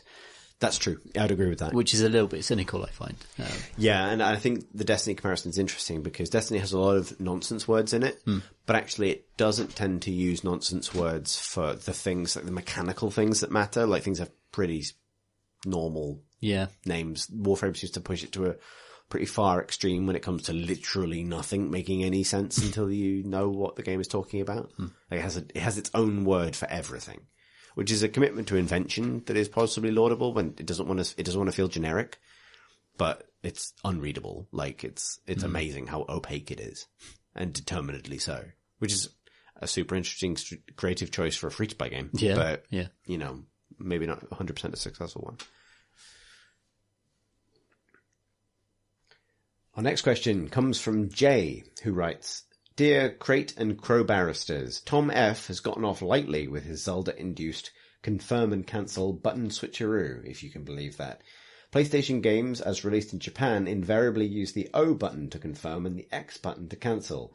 In the rest of the world, the opposite is true. Hence, if you play an imported Japanese game on local hardware or vice versa, you'll find that your controls reverse themselves not only when moving between games on the same system, but even between in-game menus and PlayStation OS menus. Even the most hardened import veterans fall victim to this trap on a daily basis. Begrudgingly yours, Jay. This should be punishable by death. All people involved in these decisions not holding must be back. put to death. Apparently the Switch's way of doing it is the original, and it's the Xbox that reversed them. Yes, it is. And so all people involved in the Xbox must be put to death. That's my claim. It's such a fucking problem. It was ruinous for Zelda for ages, and now I'm kind of not playing Zelda so much, and I go back to other stuff, and now it's ruinous for that other stuff, because I did successfully learn the Nintendo way of doing it, and now I've got that's ruining every single experience I have with a controller on every other game. Is it not changeable in game? Can you not switch it? They're like assigned buttons. Oh, You get used to it. You get used to it. Like, yeah. I remember, like, Chris and I started our Bloodborne playthrough for the Great Crowbar. Head to the YouTube channel to enjoy that. But we'd both come off playing Horizon Zero Dawn, where the button for picking things up is also the button for healing. So lots of wasted vials for several episodes there. stabbing ourselves in the leg by accident. So yeah, Actually, get over it. Shadow Tactics has gamepad support, and it's really good in general. And actually, yeah, I have a complaint about it, but it's not really to do with gamepad support. The attack button and the use skill button are the same button, but if you're close enough to someone, then it becomes the attack button, and if you're not, then it's the skill button, and that's really ambiguous in some contexts. And I've had so many things where, like, I'm trying to kill this guy, and my character is fucking whistling, which is not only not killing him, but also drawing his attention directly to where I am, which is behind him until now. Yep, that's just a bad thing. Yep. I agree. Could be a grudge. Pip's not here this week, but a Pip's future very poorly, grudge, perhaps. sadly. Pray for Pip, everybody. Pray for Pip. She's fine. She's just got a cold, but nonetheless, she'd appreciate your prayers. Next, and finally, comes from John, who writes, I have a grudge against Pip, as I now own the My Little Pony RPG, which I believe was a discussion at the end of episode 200. Well, none of us can remember that. No one can remember. Thank you for listening to our 200th episode if you did, because Thank you for getting that far, frankly. I mean, I edited it, and I don't remember. That was the most hungover I have ever been from an episode of the Crate and Crowbar, which is a way of celebrating 200 of these that Yes. that no one who listens to this can benefit from. And indeed, I didn't benefit from. But we did. we made it We made it, everybody. back. The rest of John's email proceeds. I now own the My Little Pony RPG. In my defense, I have a 6-year-old daughter and a 10-year-old son to play it with, which I think beats a Tom Francis pony in game stats. Is that a reference? Know what that means. Is that a reference? did we We say? don't know. I What? don't remember, Tom. Why were we why were we talking about pony RPGs? I don't remember. Why did Tom Francis posit actual stats for some sort of Tom Francis boss monster along I these don't lines? think... Was there... What a weird gimmick we've created for ourselves for this pod. Actually, it's not a gimmick. We do really like cocktails, but there's... Way of life. It's, yeah. It's a Anyway. way of pod. Question. What game for each of you was the quickest nope, not for me, and what has been the quickest comfy armchair? For me, 7 Days to Die for the former, and Neverwinter Nights, the old one, not the recent MMO, for the latter. Thanks, John. So, quickest game that you've quickly felt at home with, and quickest game that you quickly felt far away with. I mean, like, actually at home with is probably just something really boring, like a sequel to a game I already liked. But to sort of... Do you not find them sometimes kind of like strange and alienating? Like you expect one thing and then you get something slightly different? Yeah, well, the high point, the most comfortable would be something like that. Like Mankind Divided after Human Revolution. Right. Very easy to play. But to like recontextualize it into like what game that you're not previously familiar with clicked the fastest. I hate to harp on about it, but Into the Breach was, as soon as that game very quickly gets you to the point where you're pushing an enemy into another enemy's line of fire. And as soon as that happens and that enemy shoots that other enemy, you're like, yes, I'm fucking on board. This is my game. And then for bouncing off, recently Tumbleseed was, this is a game where you control a sort of big horizontal platform by moving the left edge or the right edge up or down to just basically control the tilt. And then the protagonist, such as it is a seed that's rolling around on that.